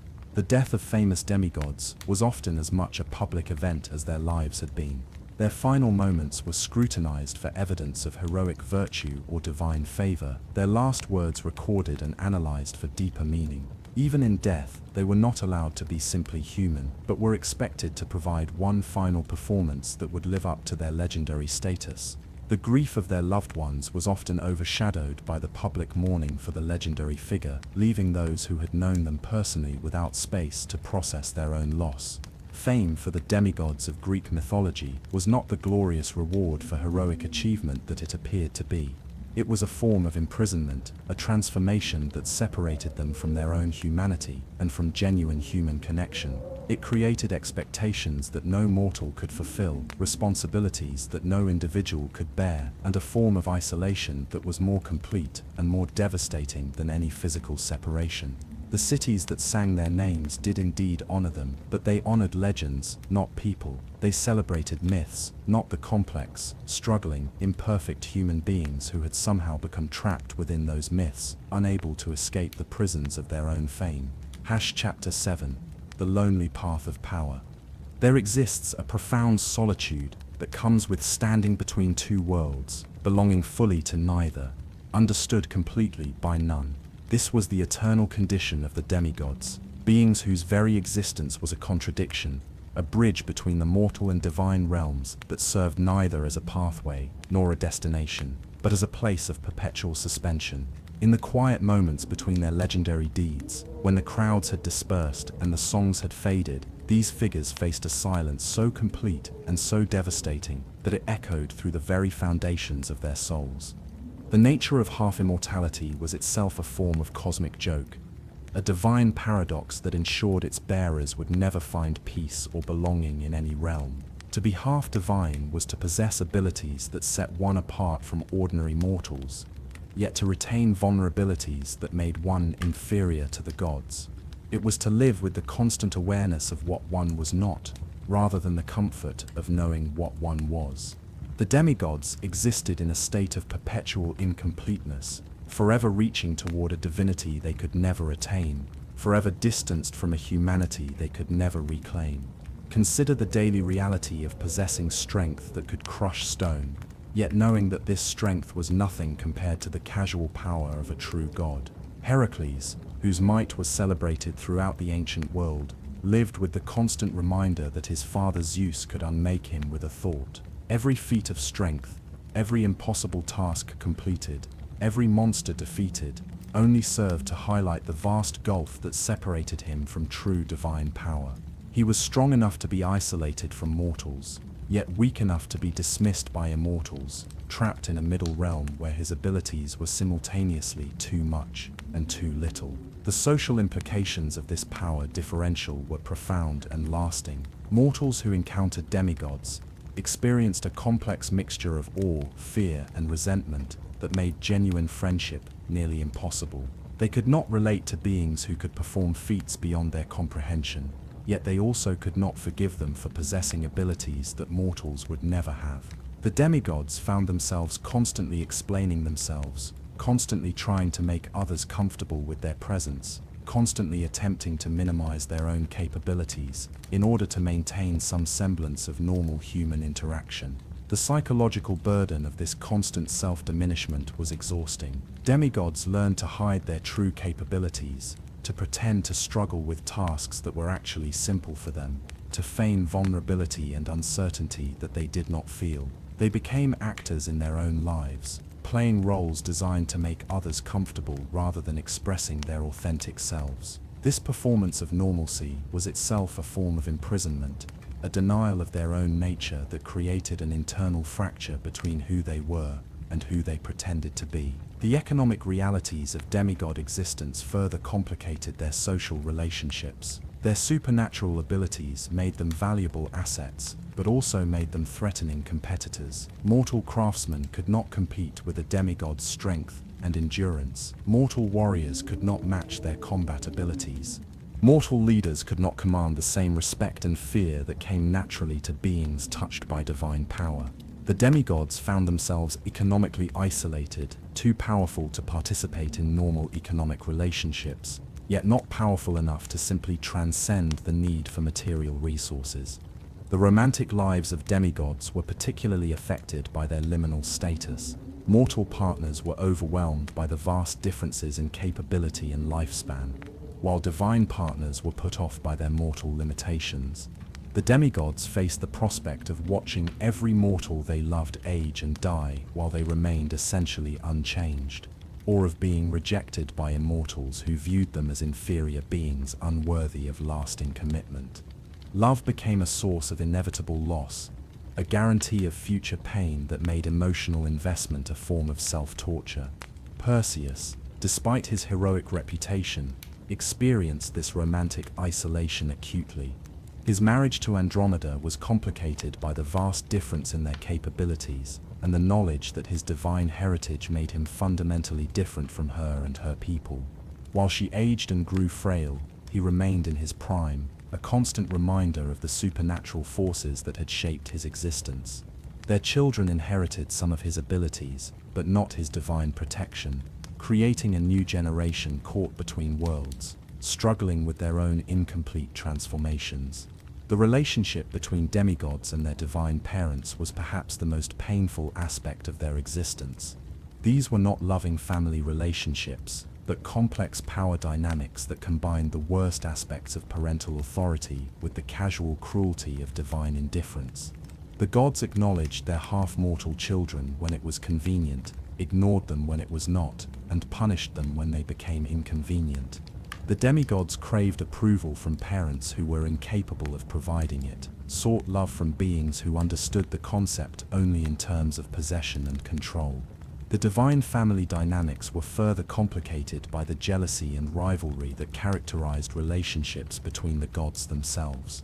Demigods often found themselves caught in the middle of conflicts between their divine parents and other immortals, used as pawns in larger games they could not understand or influence.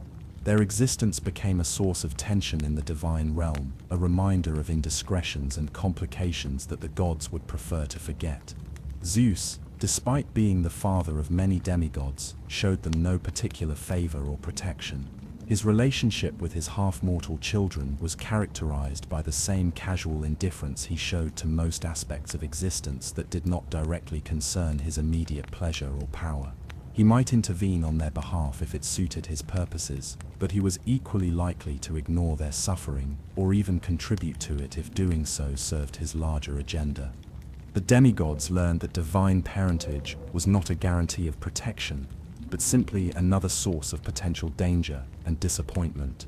The quest for identity that consumed many demigods was made more difficult by their inability to find role models or mentors who understood their unique situation. They could not look to mortals for guidance on how to use their abilities responsibly, because mortals had no experience with such power. They could not look to gods for instruction on how to relate to mortals, because gods had no interest in such relationships. The demigods were forced to create their own moral frameworks, their own understanding of right and wrong, their own sense of purpose and meaning, all while dealing with pressures and temptations that no purely mortal or purely divine being would ever face.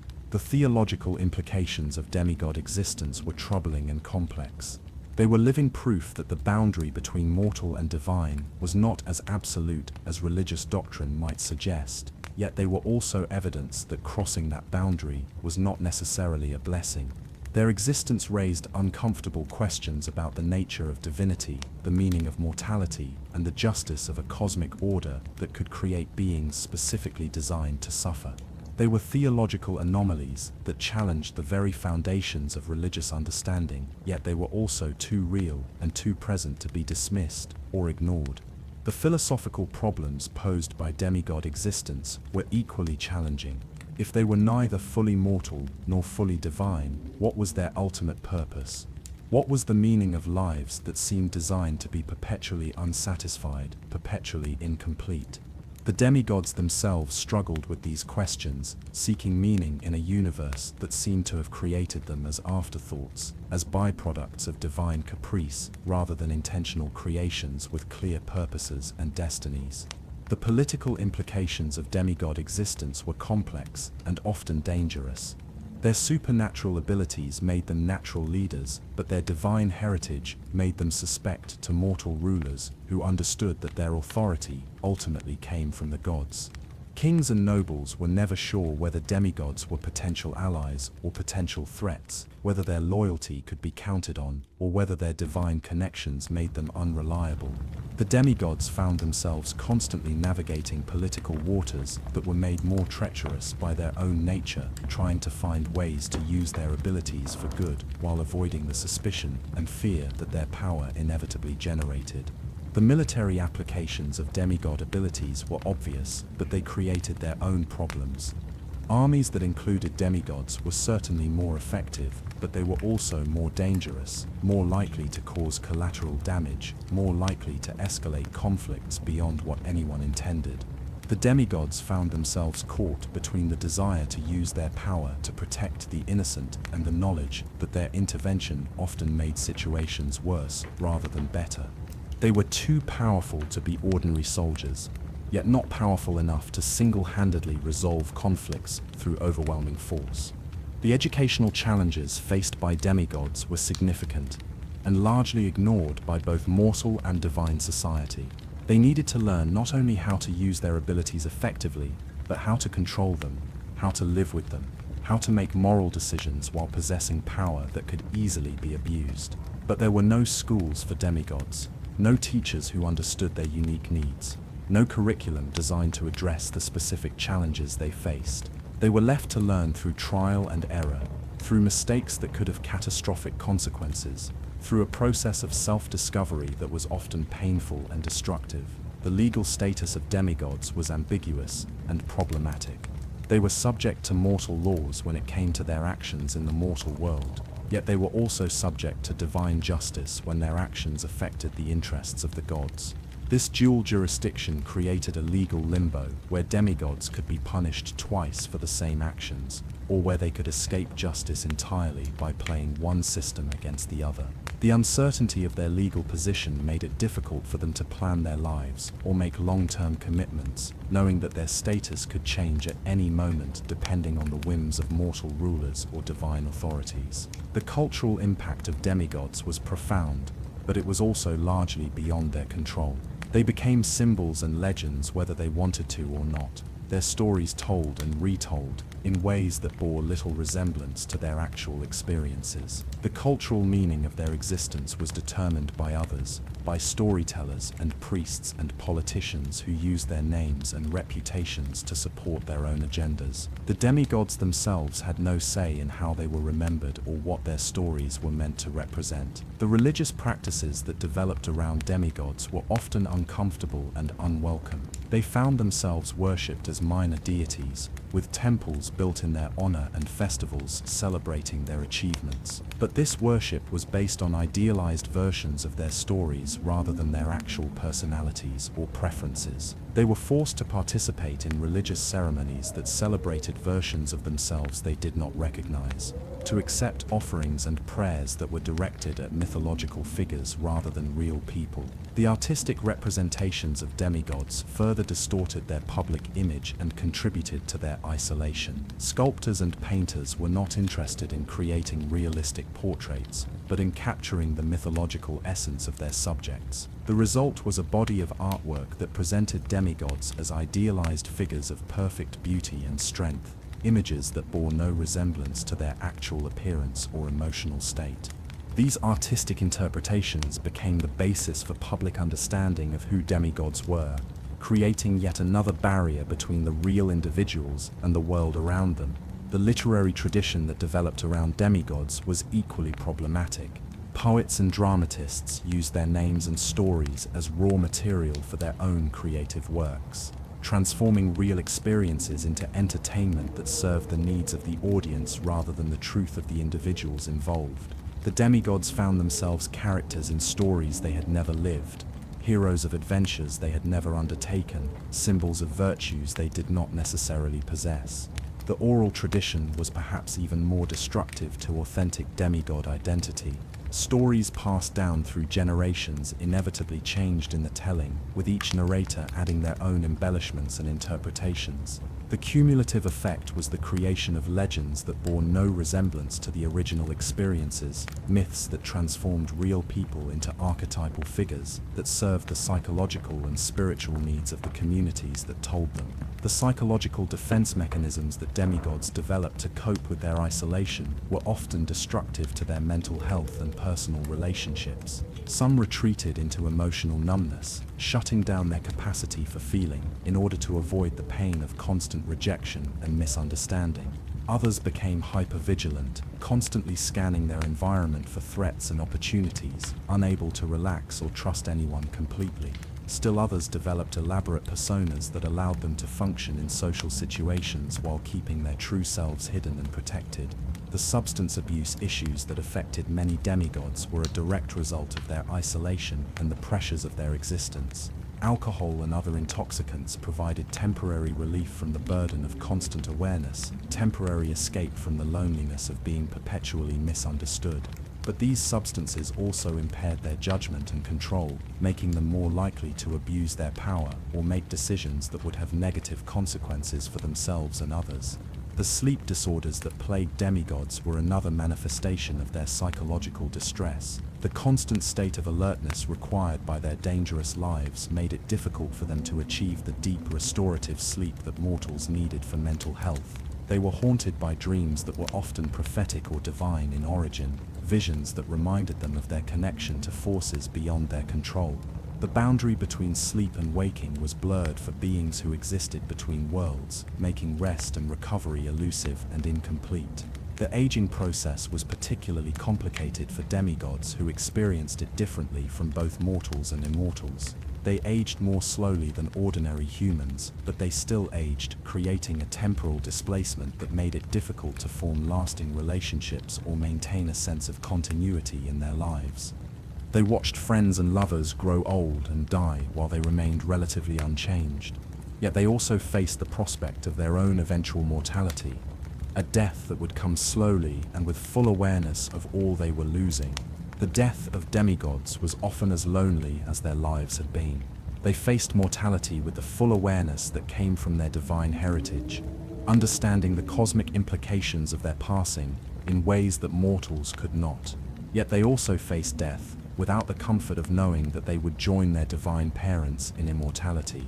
They were caught between the mortal fear of extinction and the divine awareness of cosmic continuity, dying with a clarity that was both a blessing and a curse. The legacy issues that demigods faced were complex and often painful.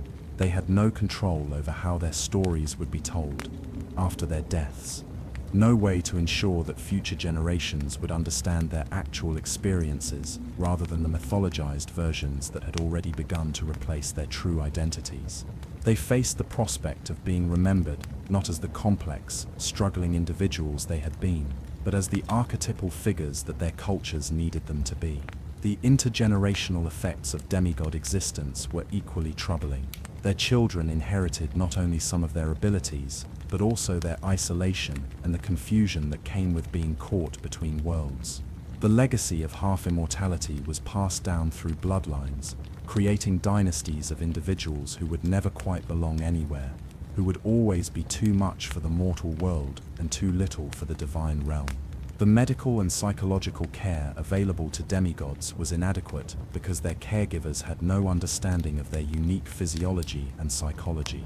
Physicians were reluctant to treat beings whose injuries might have supernatural causes, while philosophers and counselors had no framework for understanding the psychological pressures that came with existing between worlds. The demigods were left to manage their own physical and mental health, often with disastrous results. The spiritual lives of demigods were complicated by their direct knowledge of divine reality. They could not find comfort in faith because they had direct experience of the gods' nature. They could not seek solace in prayer because they knew that the gods were not benevolent parents but complex, often cruel beings with their own agendas. They could not find meaning in religious practices because they understood the arbitrary nature of divine authority and the capricious nature of cosmic justice. The environmental challenges faced by demigods were unique and often dangerous. Their divine heritage made them sensitive to supernatural forces and cosmic disturbances that mortals could not perceive. They lived in a world where the boundary between natural and supernatural was constantly shifting, where ordinary places could suddenly become dangerous due to divine intervention or cosmic alignment. They could never truly feel safe in any environment, never assume that they understood the forces that might affect them. The communication challenges faced by demigods were profound and lasting. They possessed knowledge and awareness that mortals could not understand, yet they lacked the full divine perspective that would allow them to transcend mortal concerns. They were constantly struggling to translate their experiences into terms that others could comprehend, often finding that the act of translation itself distorted the meaning of what they were trying to communicate. They were perpetual interpreters between worlds, yet they were never fully fluent in either language. The loneliness of the demigods was not simply the absence of companionship, but the deeper isolation that comes from being fundamentally misunderstood by everyone around them. They were surrounded by people who knew their names and their reputations, but who had no understanding of their actual experiences or inner lives. They were famous yet unknown, celebrated yet lonely, powerful yet powerless to change the fundamental nature of their existence. They walked a path that no one else could follow toward a destination that no one else could see, carrying burdens that no one else could understand. In the end, the power that set them apart from mortals and the mortality that separated them from gods combined to create a form of isolation so complete that it echoed through the silence of their half-immortal souls, a loneliness that was both their defining characteristic and their eternal curse.